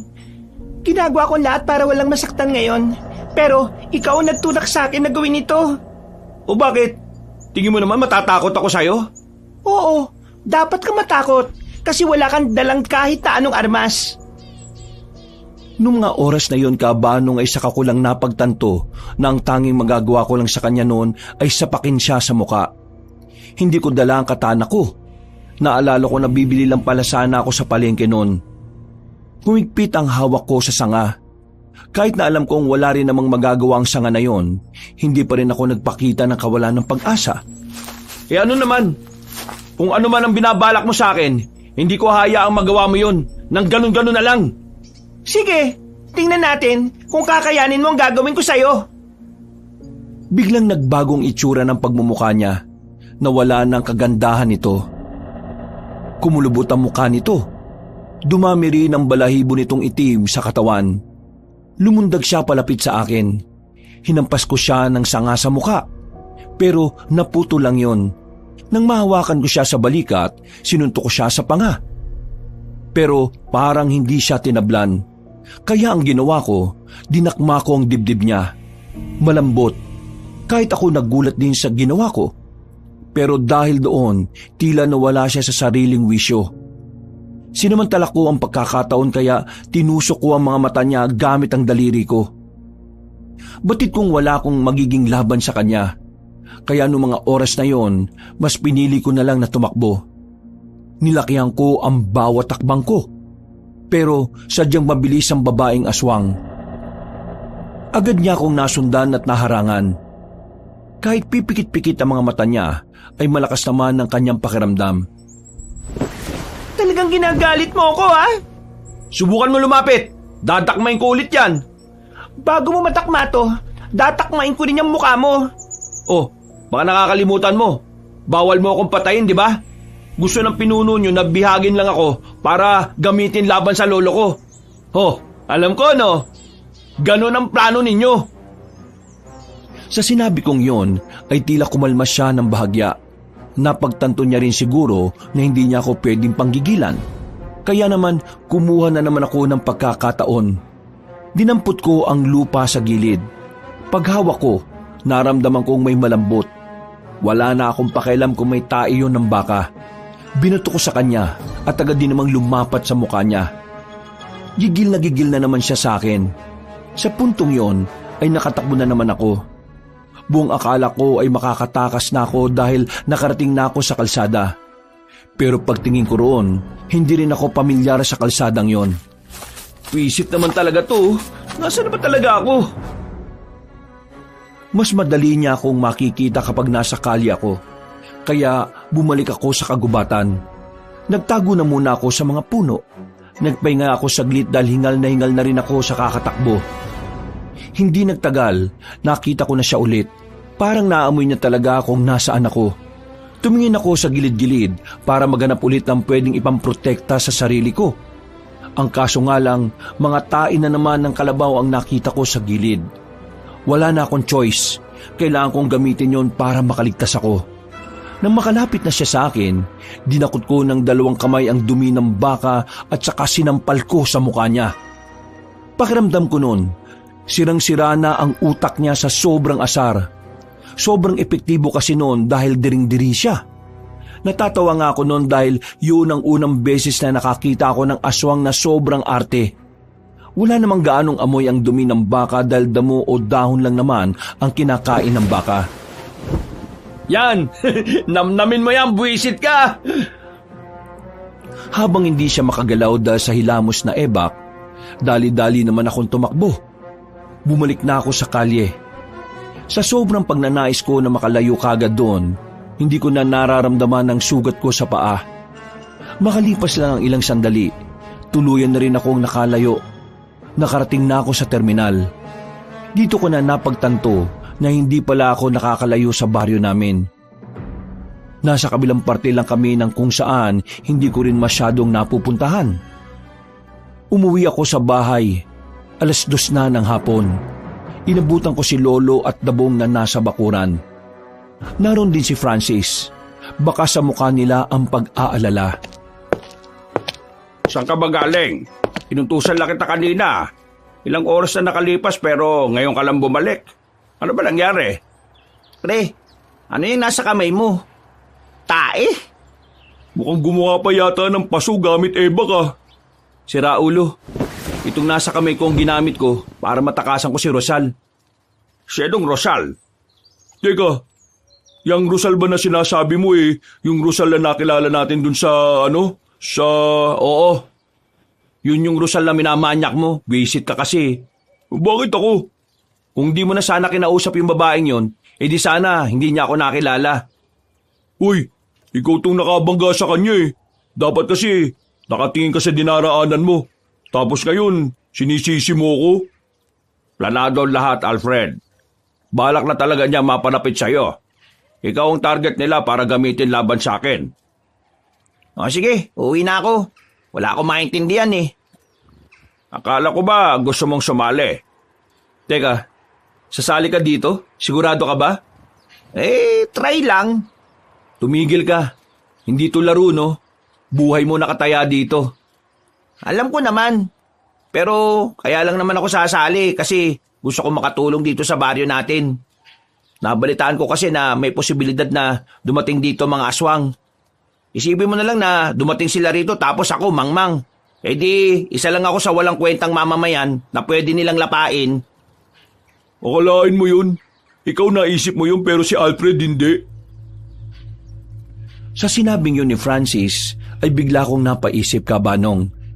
Tila ba mas naintindihan ko na kung bakit kailangan kong labanan ng mga aswang. Ang dahilan ni Francis ay ang naging pundasyon ng pagiging manunugis ko. Sa isang iglap lang, nagkaroon ng saysayang mga gusto kong gawin bilang manunugis. Mukhang alam mo na ngayon kung ano ang papel mo bilang manunugis, Alfred. Tumango na lamang ako. Nang maging kalmado na ang kalooban ko, agad akong nagtungo sa dibombang tubig. Binuhusan ko kagad ang kamay ko. Pagkatapos, nagpahinga lang ako saglit. Naghihintay na lang na lumipas sa mga oras. Habang tulala at naiisip pa rin ang mga nangyayari sa kagubatan, Nilapitan ako ni Francis. Pre, wag mo na lang sabihin na sinabi ko to sa iyo, ha? O bakit? Ano ba yan? Kanina kasi, nakita ko si Mang Densyo sa likod ng bahay ninyo. Nagiging kulay itim lahat ng mata. Tapos, nangingitim yung magkabilang kamay niya. Pre, aswang ba si Mang Densyo? Aswang ba lolo mo? Hindi siya aswang. Meron siyang kakaibang kondisyon sa sarili niya. Oh, saan ka naman pupunta? Dito ka lang. Gisingin mo yan si Dabong kapag aalis na. Kakausapin ko lang ang lolo sa loob. Tumango na lamang si Francis. Iniwan ko sila sa bakuran. Pinuntahan ko si lolo sa loob na abalang naglilinis ng kanyang mga gamit. Napangiti pa siya sa akin nang makita ako. Umupo naman ako sa harapan niya. Lo, magtapat ka nga sa akin. Ayos ka lang ba? Yung demonyo dyan sa loob mo, ayos lang ba? Huminga ng malalim si Lolo at sandaling itinigil ang kanyang ginagawa. Napangiti siya ng papilit. Hindi na ako makakaila sa'yo. Sa totoo lang, nitong mga nakaraang araw ilang beses kong nararamdaman na parang gusto niyang ariin ang katawan ko. Kapag nangyari yon, siya na ang kukontrol sa akin. Lahat ng gusto niya, pwede na niyang gawin. Tingin ko kaya nangyayari to dahil tumatanda na rin ako. Umihina na ang katawan ko para pigilan ang paglabas niya. Wala ba talagang ibang paraan para makaalis siya sa katawan mo? Ang taging paraan lang para iwan niya ako, kailangan niyang makakita ng mas malakas na katawan. Ibig sabihin, kaya nandito pa rin siya sa akin dahil ako lang ang malakas na pwedeng makatagal sa kanya. Ano po bang mangyayari niyan kapag napagarian niya ang katawan niyo? Ang mangyayari? Mahihirapan tayong talunin ng mga aswang. Kahit hindi pa nila nakikita ang itim na itlog, mas makakalabang sila sa atin. Ang kinatatakot ko, paano kung wala na ako sa sarili at nakita nilang itim na itlog? Paano nyo tatalunin si Sikaryo? Huwag ka naman magsalita ng ganyan, Lo. Sa kakaisip mo ng negatibo, mas lalong lalakas ang demonyong nasa katawan mo . Kung sa bagay, tama ka nga naman. Kailangan maging positibo lang ako lalo na sa mga ganitong pagkakataon. Hindi ka naman nag-iisa sa laban, Lo. Kasama mo naman kami. Si Francis nga na walang insa-insayo, sasama mamaya . Pag namatay yun, bahala kayo sa burol nun . Grabe ka naman sa kaibigan mo. Ikaw nag-iisip ng negatibo . Paano? Matatakutin yung taong yun. Antok nga, hirap na hirap siyang labanan . Yung mga aswang pa kaya. Nagtawanan na lang kaming dalawa ni Lolo. Makalipas ang ilang oras, tuluyan na nga sumapit ang kinagabihan. Napuno ang bakuran namin ng mga manunugis. Bago kami umalis, sandali silang kinausap ni Lolo. Mga kasama, ang ating pupuntahan ngayong gabi ay isa lamang sa lungga ng mga aswang. Kaya naman, hindi tayo maaaring maubos o mamatay kagad.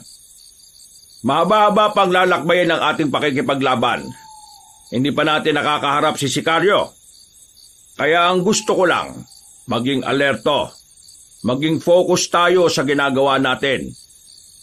Seryosohin natin to. Alam niyo naman kung gaano katuso ang mga aswang. Basta ang tatandaan niyo lang, kahit na anong mangyari, ay kailangan natin maging matatag at matapang. Gagawin natin to para sa ating mga pamilya, para sa ating baryo at para sa ating kapayapaan. Nagpalakpakan ng malakas ang mga manunugis. Pre, ikaw na bahala sa akin mamaya . Dapat nga huwag ka nang sumama . Sasayangin mo lang ang buhay mo rito. Ikaw naman, kung makapagsalita naman to, parang mamamatay ako kagad. Sinasabi ko lang na delikado ang papasukin mo. Hindi kita mababantayan doon. Alam nga naman na ikaw lang intindihin ko. Hindi naman ako nakagalaw na maayos. Wag mo na pala akong intindihin. Ako nang bahala sa sarili ko. Kayang-kaya ko yan. Bahala ka. Oo nga, kayang-kaya niya yan. Ano ka ba? Dapat may tiwala ka sa kanya. Saka pa. Bago kami umalis ng baryo, nagsagawa pa ng padasal ang ilan sa mga kalugar namin. Alam kasi nilang lahat kung saan ang tungo namin. Nung gabi ring yun, Pre, malayo ba pupuntahan natin? ewan ko, hindi ko alam. Basta, sumunod ka na lang. Alfred, anong gagawin mo mamaya kay Rosal kapag nakita mo siya? Ngayong daladala ko na tong katana ko, ihiwain ko katawan niya sa dalawa. Ingat ka, Alfred, ha? Magaling man din lang ang mga babaeng aswang. Alam ko, natuto na ako sa ginawa niya nung una. Natigil ang aming pag-uusap nang sumenyas na si Lolo Dencio. Marahan kaming upo lahat. Sa mga sandaling yun, naramdaman na namin ang presensya ng mga aswang. Pero nanatili kaming tahimik sa kinalalagyan namin. Nakatingin lang kami sa magiging senyas ni Lolo. Hindi nagtagal ay nakita na rin namin ang grupo ng mga aswang na may mga dalang malalaking lampara. Kitang-kita namin na may bitbit silang mga tao na wala ng malay. Tumutulo pa ang dugo habang binubuhat nila ang mga yon. Tao yun? Huwag kang maingay. Tinakpan ko ang bibig ni Francis. Napatigil ang mga aswang nang marinig nila ang kaluskos na nalikha namin. Dahil dito, walang choice si Lolo kundi ang sumenyas na ng pag-atake. Sabay-sabay kaming lumabas. Hindi ko na hinintay pang makalapit ang mga aswang. Tumakbo na ako patungo sa kanila. Gamit ang mga katana, pinag-aataw ko ng taga ang mga yon. Sinabayan din naman ako ni Dabong. Nasa 20 aswang ang mga yon, pero hindi sila tumagal ng 3 minuto sa amin. Mababang uri ng aswang lang ito. Sila mga nautusan na kumuha ng makakain. Pero huwag tayo maging kampante dahil mas marami pang aswang na makakasalubong natin sa daan. Napatingin ako kay Francis. Nakatayo lang siya sa gilid. Hindi makapagsalita. Kung maliwanag nga lang sa kinilalagyan namin, baka nakita na namin ang namumutla niyang mukha. Francis, nakita mo naman siguro ang ginawa namin kanina. Ngayong merong oras para umatras, ipapatid kita sa mga tao ko kung ayaw mo nang tumuloy. Oh, hindi. Kasama pa rin ako. Nagulat lang naman ako eh. Pero mamaya, makakasabay na ako sa inyo. Sigurado ka ba? Oo, sigurado ko. Humanga ako ng bagya sa kaibigan ko ng mga oras na yon. Nakikita ko sa kanya kung papaano niya naisin na makatulong sa pagprotekta ng kapayapaan ng baryo. Umiiling na lang ako. Hindi ko kasi inakala na ganun siya katapang. Noong mga bata pa lang kasi kami, kagat lang ng langgam ay umiiyak na siya. Muli kaming nagpatuloy sa paglalakad. Bandang 9:00 na nang may matanaw na kaming mga aswang. Nakatitig sila sa harapan ng punong akasya. Palagay namin noon, galing sila sa mahabang paglalakbay at nagpapahinga lamang sila sandali. Mag-ingat ng lahat. Hindi na mababang uri ang mga aswang na yan. Elo, anong uri ng mga aswang na ba yan? Mga aswang na asbo. Mga aswang na apdo? Asbo, hindi apdo. Apdo ang putik. Maglinis ka nga ng tenga mo. Tabong, kayong 5. Doon. Alfred, kayong 5 sa kabila. Kami naman dito. Palilibutan natin sila. Bibiglay natin sila habang kampante sila sa paligid nila. Iwasang makagawa ng kahit na anong ingay para hindi sila mabulabog. Ihatid natin sila sa impyerno habang natutulog sila. Bilang pagsang-ayon ay tumango na lang kami kay Lolo. Sinunod namin ang sinabi niya. Nang makita naming nakapwesto ng iba naming mga kasama, sabay-sabay kaming tumakbo palapit sa mga aswang na nagpapahinga. Pero bago kami makalapit, bigla silang nagising. Ang iba ay naging anyong malaking aso, habang ang iba naman ay nagbago lang ng anyo ang muka. Karamihan sa kanila gumapang paakyat ng puno, pero may ilan din naman na talagang sinalubong kami. Napasabak na kami. Kanya-kanyang laban, kanya-kanyang kaharap. Una kong hinanap si Francis. Kahit naabala ako sa pakikipaglaban, hindi ko maiwasang hindi mag-alala para sa kanya. Pero nang makita ko siya, napangiti na lang ako nang makita kong nagagawa na niyang makapalag sa aswang nakaharap niya. Hoy! Gilid! Ay, gagi! Buti na lang ay narinig ko ang tinig ni Dabong. Kung hindi ay baka tinamaan na ako ng sakmal ng isang malaking itim na asong aswang. Tinaga ko yun at tinamaan naman sa katawan. Salamat, Dabong ha! Anong salamat? May bayad yan! Ay, buwisit! Sinuyot ko pa ng tingin ang buong paligid. Nakita kong nakalalamang kami sa laban. Pero may ilang aswang na rin ang nasa itaas ng mga puno. Hindi bumababa ang mga yon. Bala ko na lang sanang patamaan ng bato yon, pero nanlaki ang mga mata ko sa ginawa ni Lolo. Nakita ko mismo kung gaano kataas ang ginawa niyang paglundag. Naabot niya ang aswang. Hinila niya pababa. Ganon din ang ginawa niya sa iba. Walang kahirap-hirap niyang pinagpapapaslang ang mga yon gamit ang mataas niyang talon. Lo, paano mo nagawa yun? Isa lamang yan sa mga abilidad na meron ng kapangyarihan ko.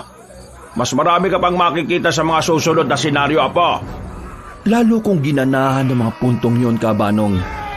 Parang nasabik akong makita kung papaano ba talaga lumaban si Lolo.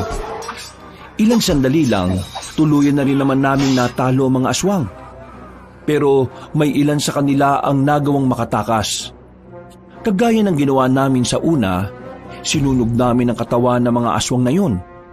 Pagkatapos ay nagpatuloy na kami na parabang walang nangyari. Bandang 1:00 na ng madaling araw nang marating na rin namin ang lungga ng mga aswang. Yari sa kawayan ng mga kabahayan doon. Meron pa silang malaking bandila sa bungad ng kanilang lugar. Nandito na tayo. Ito na ang lugar na sinasabi ni Romana. Mas maraming malalakas na aswang sa loob. Ramdam na ramdam ko kahit na nandito pa lang tayo. Mang Densyo, yung pinuno nila, nandyan ba? Hindi ko nararamdaman ang presensya niya. Pero meron akong nararamdaman na isang presensya na talagang nakakahigit sa kanila. Si Rosal, malakas ang kutob ko na siya ang namumuno dyan. Kung ganun, siya nga siguro yung kanang kamay ni Sicario. Magsasama-sama tayo sa puntong ito. Ihanda nyo na ang mga maliliit na gaserang garapon. Sindihan at ihagi sa lugar nila. Saka tayo lulusob papasok. Inilabas na namin ang gaserang garapon na inihanda namin. Bawat isa kasi sa amin ay may 3 ganon na ibinaon. Si Francis lang ang wala kasi biglaan lang din naman ang pagsama niya sa amin. Nabulabog ang mga aswang sa ginawa namin. Sunog agad ang ilang kabahayan doon. Pero ang hindi namin inaasahan ay ang mga aswang na nanggaling sa likuran namin. Mga buwak! Anong bulwak? Mga aswang na may kakayahang magbagong anyo bilang bayawak. Yun ang mga nilalang na bigla na lang lumabas sa lupa at nilikuran kami. Ilan sa mga kasamahan namin ang nadali. Nasugatan sila pero maswerteng wala namang namatay. Mabilis namang gumapang ang mga abwak patungo sa madidilim na parte ng lugar. Narinig na lang namin ang kanilang mga angil.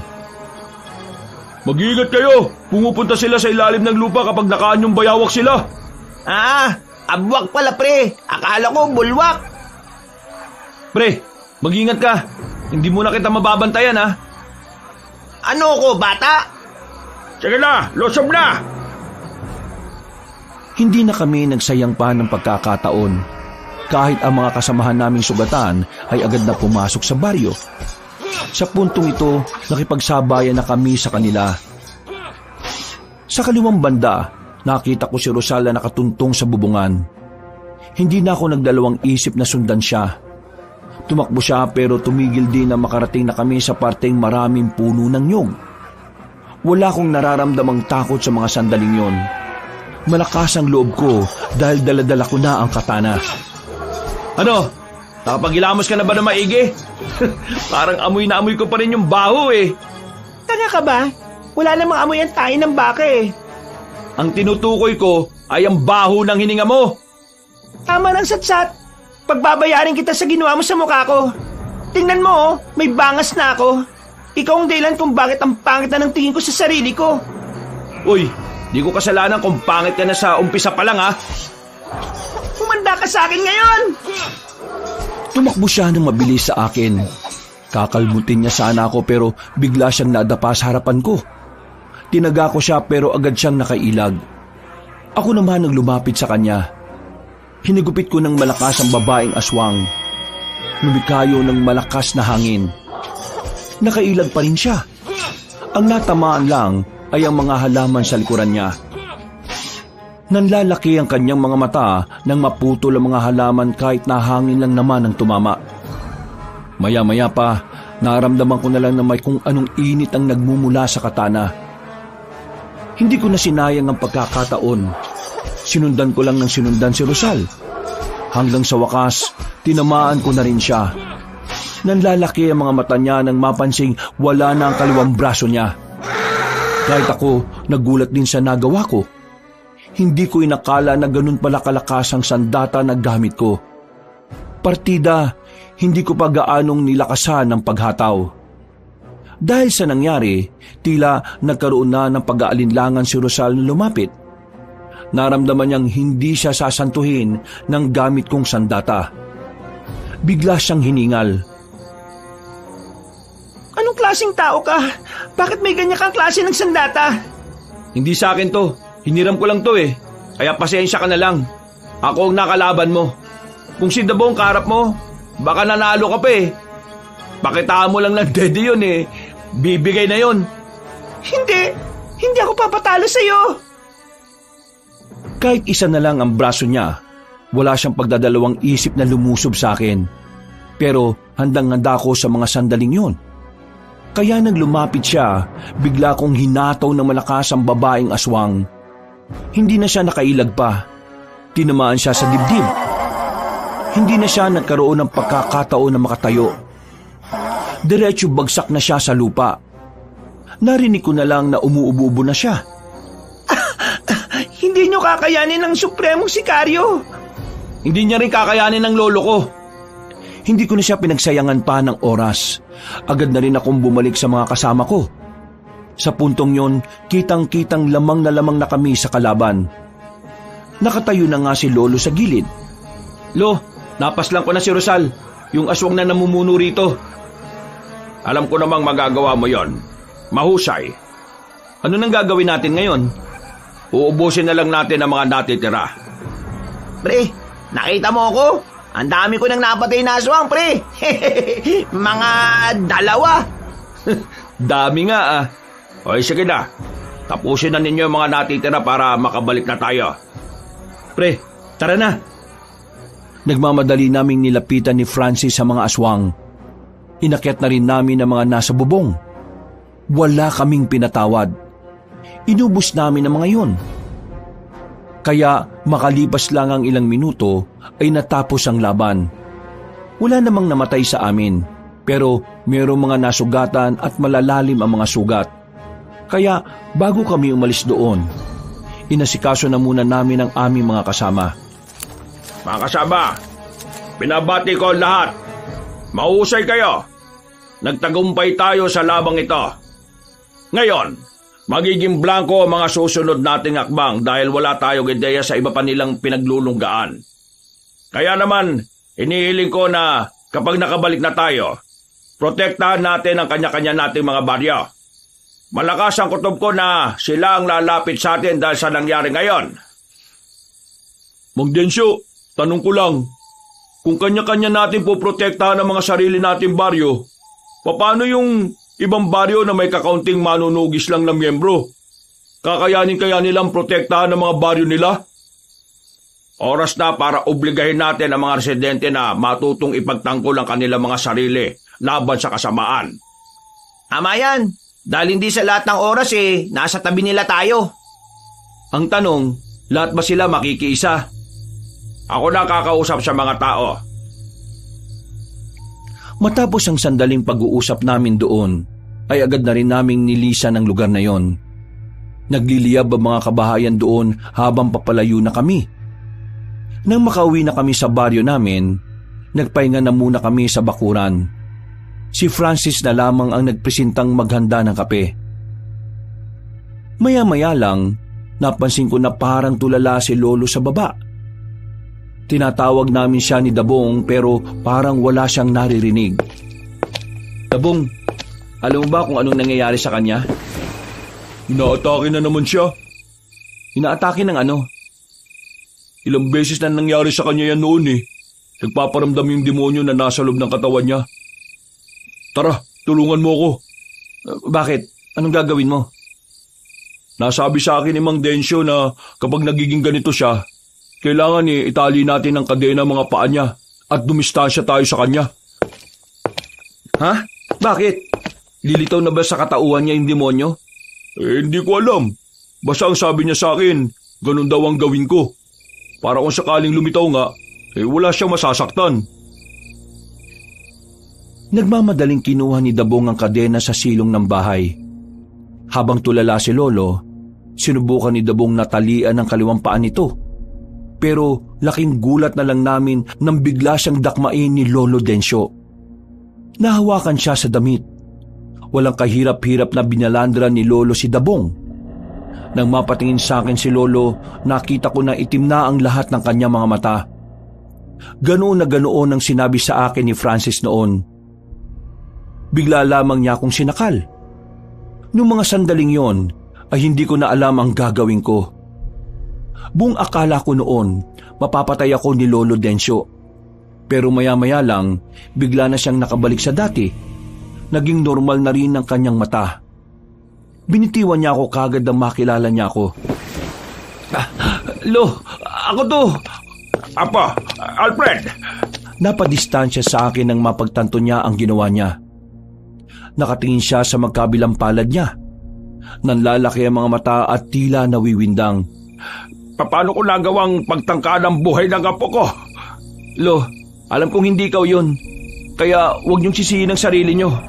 Pero mga kamay ko ang ginamit. Munti ka na kitang mapatay. At si Dabong, ako rin bang gumawa dyan? Mang Densyo, ayos lang naman ako eh. Hindi naman masakit. Marahang umatras sa amin si Lolo. Parang malapit na siyang maiyak. Kaya naman agad-agad ko siyang nilapitan para yakapin.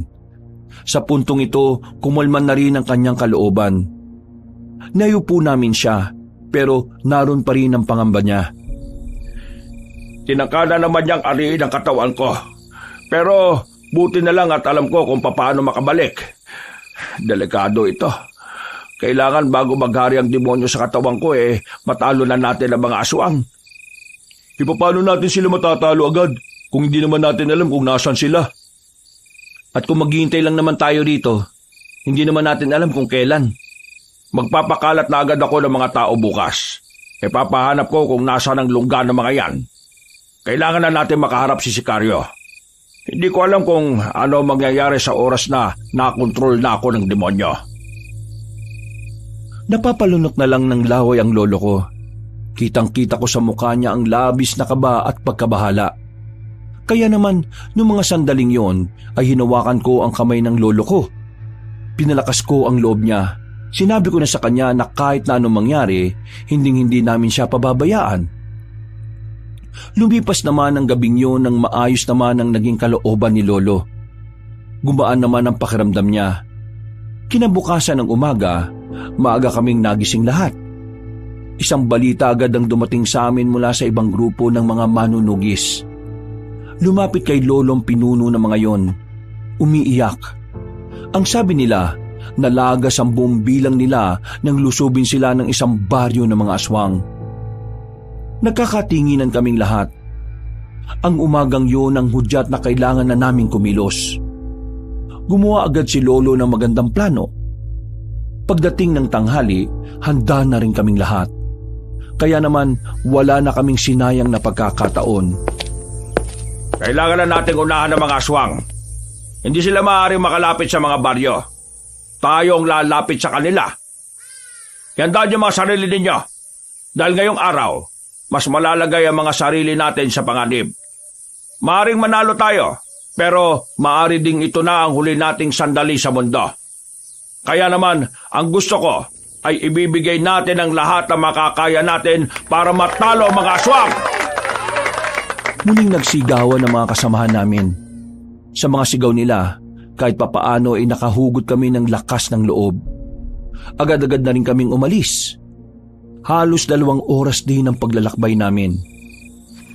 Nandito na tayo mga kasama. Iandaan ninyo mga sarili ninyo. Tahimik ang badyo nang dumating kami roon. Ayon kay Lolo, tila inaasahan na ng mga aswang ang pagdating namin. Maya-maya pa, isang matandang lalaki rin ang nakita naming naglalakad sa loob ng baryo. Papunta siya sa bungat kung saan naroroon kami. Nang ilang metro na lang ang layo niya sa amin, ay tumigil siya at tumingin sa amin ng may ngiti. Mukhang may panauhin pala ako ngayong hapon. Hindi ko inaasahan na palay na pala ang lumalapit sa manok. Pero kinagagala kong malaman na narito kayo. Nang sa ganon, may bibigay nyo ng madali sa akin ang itlog na itim. Sa kasamaang palad, wala sa amin ang hinahanap mo. Hindi kami narito para ibigay ang gusto mo. Narito kami para gawin ang gusto namin. At yun ay ang wakasan na ang mga binabalak ninyo. Ha! Wala sa inyong itlog? Wala namang problema. Magsisimula na lang muna ako sa tinatawag kong Plan B. At yun ay ang tapusin na ang buhay mo, Densyo! Nang sa ganon, wala nang maging hadlang sa mga gusto kong gawin sa bayan na ito. E di simulan na natin to para maaga na tayong matapos. Kung ganon simulan na nga natin nang malaman na natin kung sino ba talaga ang dapat na maghari. Pumitik lang ng daliri si Sikaryo. Narinig na namin ang mga aswang sa paligid. Naglabasa na ang mga yon. Naramdaman ko kagad ang nakakakilabot nilang presensya. Mas marami sila kung ikukumpara sa amin. Pero hindi ko nakitaan ng takot ang mga kasama ko. Maliban na lang kay Francis na inatake na naman ng kaduwagan. Hindi nagtagal, lumusob na ang mga aswang. Tumakbo na rin ako para makipagsabayan. Noong mga sandaling yon, nararamdaman ko ng medyo alanganin kami. Bukod kasi sa mas marami-rami sila, ay mas mabibilis din ang galaw nila kumpara sa mga nauna naming nakalaban. Nang tingnan ko naman si Lolo, nakita kong patas lang ang laban nila ni Sikaryo. Pero hindi ako mapanatag. Para kasing nahihirapan si Lolo kahit na nagagawa niya namang makasabay. Hoy! Focus, pre! Focus! Natauhan ako nang tapikin ako ni Dabong sa balikat na malakas. Hinawakan ko na maayos ang katana ko at muli akong nakipaglaban. Ginamit ko ang malakas na paghataw na nagdulot ng malakas na hangin. Marami agad ang natumba sa ginawa kong yon. Kahit na papaano, naging patas na ang bilang ng mga manunugis at ng mga aswang. Nang gagawin ko na sana ulit yon, nagtaka ako dahil hindi ko na maulit. Baka isang beses ko lang siya pwedeng gawin sa isang araw. Oy pre! Tulong! Napalingon ako sa gilid nang makitang naroon nga si Francis. Hirap na hirap siya. Kaya naman, nagmamadali ako makalapit sa kanila. Pinagtatataga ko ang mga yon. Nakahinga siya ng maluwag nang masigurong patay na ang 5 aswang na nakapalibot sa kanya. Magtino ka nga. Ikaw ang unang mamamatay dito kapag hindi mo inalis sa katawan mo yung takot na yan Okay ka na kahapon Salamat. Salamat O yan, okay na ako ulit. Bigla na lang tumakbo si Francis sa gitna at pinagtatataga ang mga aswang na kinakalaban ng iba naming kasamahan. Napapailing na lang ako sa kanya. Hindi ko alam kung ano ba talaga ang nangyayari sa kanya. Nang idako ko naman ang tingin ko kay Lolo, nakita kong gigewang-gewang na ang kalaban niya. Lumapit ako doon para masaksihan ng malapitan kung papaano talunin ni Lolo ang supremo na mga aswang. Nagkabali ka ng estima, Sikaryo. Malayo talaga ang agwat nating dalawa. Masyado ka namang kampante! Bigla na lamang nagbago ng anyo si Mang Sikaryo. Tumangkad ito. Lumaki rin ang katawan. Pero kahit na ganoon, hindi man lang nakaramdam ng kahit na kaunting kaba si Lolo. Nilusob ni Lolo si Sikaryo. Napanganga na lamang ako habang nanunood. Kitang-kita ko ang kahusayan ni Lolo. Walang binatbat sa kanya ang supremo ng mga aswang kahit na lumaki ang katawan. Pinagtatatagalang siya ni Lolo sa kung saang-saang parte ng katawan. Wala pang 5 minuto, gegewang-gewang na naman yon. Dumistansya si Sikaryo at sandaling tumigil sa pakikipaglaban. Ha! Pinapahanga mo ko. Hindi ka nga talaga pangkaraniwan. Mabuti naman at napansin mo na rin ang kahusayan ko. Pero hindi pa rin ako nakakaramdam ng takot. Sa halip, mas nagiging masaya pa ako. Dahil sa wakas, nagkaroon na ako ng malakas na kalaban. Huwag mong lokohin ang sarili mo na masaya ka. Ang totoo, kitang-kita ko sa mga mata mo na natatakot ka ng mamatay. Hindi mo may tatago ang pangamba na nararamdaman mo, Sikaryo. Hindi mo na maahawakan ang itlog na itim na hinahanap mo dahil ngayong gabi. Ha! Nagtaka ako nang biglang mapatigil si Lolo sa pagsasalita niya. Bigla siyang humawak sa mga mata niya. Binitiwan niya ang sandata niya. Sinamantala yun ni Sikaryo para atakain siya. Buti na lang, mabilis akong nakalapit. Sinalag ko ang kalmot ni Sikaryo gamit ang katana ko. Nang matamaan ko siya ng hataw, dali-dali siyang napalayo. Pinagtuunan ko kagad ng pansin si Lolo. Lalapit pa lang ako sa kanya, naramdaman ko na lang na nasa gilid na si Sikaryo. Hindi ko yun inaasahan. Ang akala ko, wala na siyang natitirang lakas sa dami ng galos niya sa katawan. Nahawakan niya ako sa kamay. Piniga niya ang kamay ko hanggang sa mabitiwan ko ang katana. Humaba naman ang kuko niya. Itinutok niya yon sa leeg ko. Mamili ka, Densyo. Buhay ng apo mo o buhay mo? Hindi sumagot sa kanya si Lolo Densyo. Noong mga oras na yun kasi, lumitaw na naman ang demonyong nakatago sa katawan niya. Naging kulay itim na rin ang mga mata niya. Pati na rin ang kamay nito. Maging si Sikaryo ay nagtataka rin kung ano ang nangyayari sa lolo ko. Dahil sa pagkamangha at pagkawindang, nakakuha ko ng pagkakataon para makawala sa kanya. Sakto naman na biglang lumusob si Lolo. Pero hindi na si Lolo Densyo ang kumokontrol sa katawan niya. Para na itong mabangis na hayop na walang nakikilala. Ilang beses ko rin siyang tinawag, pero hindi na niya ako naririnig. Ha? Sino ka? Anong klaseng nilalang ka? Nahawakan ni Lolo Densyo si Sikaryo sa muka. At kahit anong gawing kalmot at suntok ng supremong aswang, tila hindi naman tinatablan si Lolo Densyo.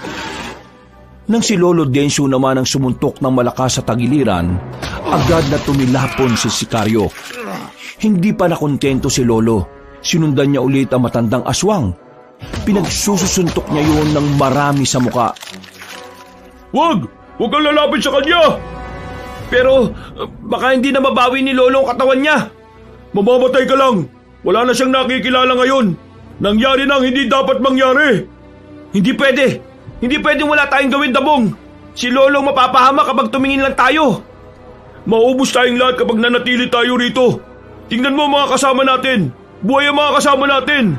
Natalo na nila ang mga aswang. Hindi pwedeng si Mang Densyo ang pumatay sa ating lahat. Kaya kailangan na nating umalis habang hindi niya pa namamalayan na nandito tayo. Ayaw ko mang iwan si Lolo Densyo noon. Pero napagtanto kong tama naman ang sinabi ni Dabong. Hindi na si Lolo ang nakikita namin. Isa na siyang demonyo na hindi namin kayang pigilan. Palis na sana kami nang biglang tumigil si Lolo sa pagsuntok niya sa walang buhay na si Sikaryo. Lumingon siya sa amin. Parang sa tingin niya palang na yon, kami na ang isusunod niya. Nagtindigan na ang mga balahibo ko. Lalo na nang makita naming naglalakad na siya sa aming direksyon. Mga kasama, tumakbo na kayo! Ako nang bahala rito! Ano pinagsasabi mo? Mamamatay ka nga eh! Hayaan mo na ako. Lolo ko naman siya eh. Baka kapag narinig niya ng paulit-ulit ang boses ko, makabalik siya sa dati. Bakit hindi mo? Sige na kasi! Dali na! Umalis na kayo! Wala na siyang nagawa nang itulak ko siya. Napapailing na lang siya at sinimulan ng umalis. Ilang sandali lang, lumapit na sa akin si Lolo Densyo. Bigla na lang niya akong sinakal. Buong akala ko noon ay katapusan na ng buhay ko. Pero nagulat na lang ako nang bigla niya akong mabitiwan. May tumara kasing palaso sa balikat ni Lolo.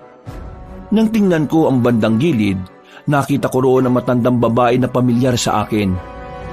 Nakakadiri mang sabihin, siya ang matandang babae na nagnakaw ng una kong halik. Pasensya na at nahuli ang dating ng mga bata ko. Aling Romana? Huwag kang mag-alala, baby boy. Walang mangyayaring masama sa lolo mo. Ang pinangtira ko sa kanyang palaso ay sagrado. Aalisin ng palaso na yan ang lahat ng negatibong elemento na nasa katawan ng tao. Kabilang na riyan ay ang demonyong namamalagi sa katawan ni Densyo. Akala nyo hindi ko alam ang tungkol doon, ano? Pakis nga uli! Hindi ko siya pinansin. Nilapitan ko na muna si Lolo. Nakabalik na siya sa dati at tuluyan nang nawala ang demonyo. Wala na siyang malay noon kaya agad na namin siyang ibinalik sa baryo. Kinaumagaan lang naman, sa tulong ni Aling Romana ay nagkaroon na siya ulit ng malay. Naging normal na ulit si Lolo. Wala na rin ang demonyo sa katawan niya. Hindi ko inakala na ang kinaiinisan kong matanda, siya pa ang magbibigay ng bagong buhay sa aming maglolo. Kahit na sinagip niya ang buhay namin, hindi ko pa rin kailanman papatulan si Aling Romana. Mula nang matalo namin ng mga aswang, nagkaroon na rin ng kapayapaan ang kaisipan ng mga taga-baryo. Idiniklara na ring ligtas ang buong Romblon. Lumipas lang ang 5 buwan, pinagretiro ko na si Lolo. Ako na ang pumalit sa kanya bilang albularyo at manunugis ng baryo namin. Apo, maraming salamat ha. Maraming salamat kasi kahit na may iba ka pang pangarap sa buhay, pinagpatuloy mo pa rin ang nasimulan ko. Lo, ito talaga ang pangarap ko, ang maging kagaya ninyo. At saka, ang gusto ko, ako naman ang maging tagapagtanggol mo. At ang gagawin mo na lang, mag-relax at pagmasdan ako kung paano ko mas lalakas. Naniniwala ako sa kakayahan mo, Apo. Nandiyan lang pala kayo eh. Oh, eto na oh. Dala-dala ko na tong lambanog. Walang magdadrama kapag may lasing na ah. Sino kaya madrama nung nakaraan? Nakakaisang bote ka pa lang eh, umiiyak ka na. Kabanong, sa ngayon ay ako na ang kinikilalang protektor ng buong Romblon. Kahit wala naman ng aswang na nakikita rito, patuloy ko pa rin pinagpapatuloy ang mga nasimula ng aking lolo. Naniniwala kasi ako na ang pagiging tagapagtanggol ng kabutihan ay hindi natatapos sa isang tagumpay. Dahil ang pagiging instrumento ng kabutihan ay patuloy na ginagampanan anuman ang maging katayuan sa buhay. Kabanong, hanggang dito na lamang ang aking kwento. Maraming salamat po sa inyong pagbabasa ng aking sulat at pinagpalang araw muli sa lahat ng mga kabangers. Wakas,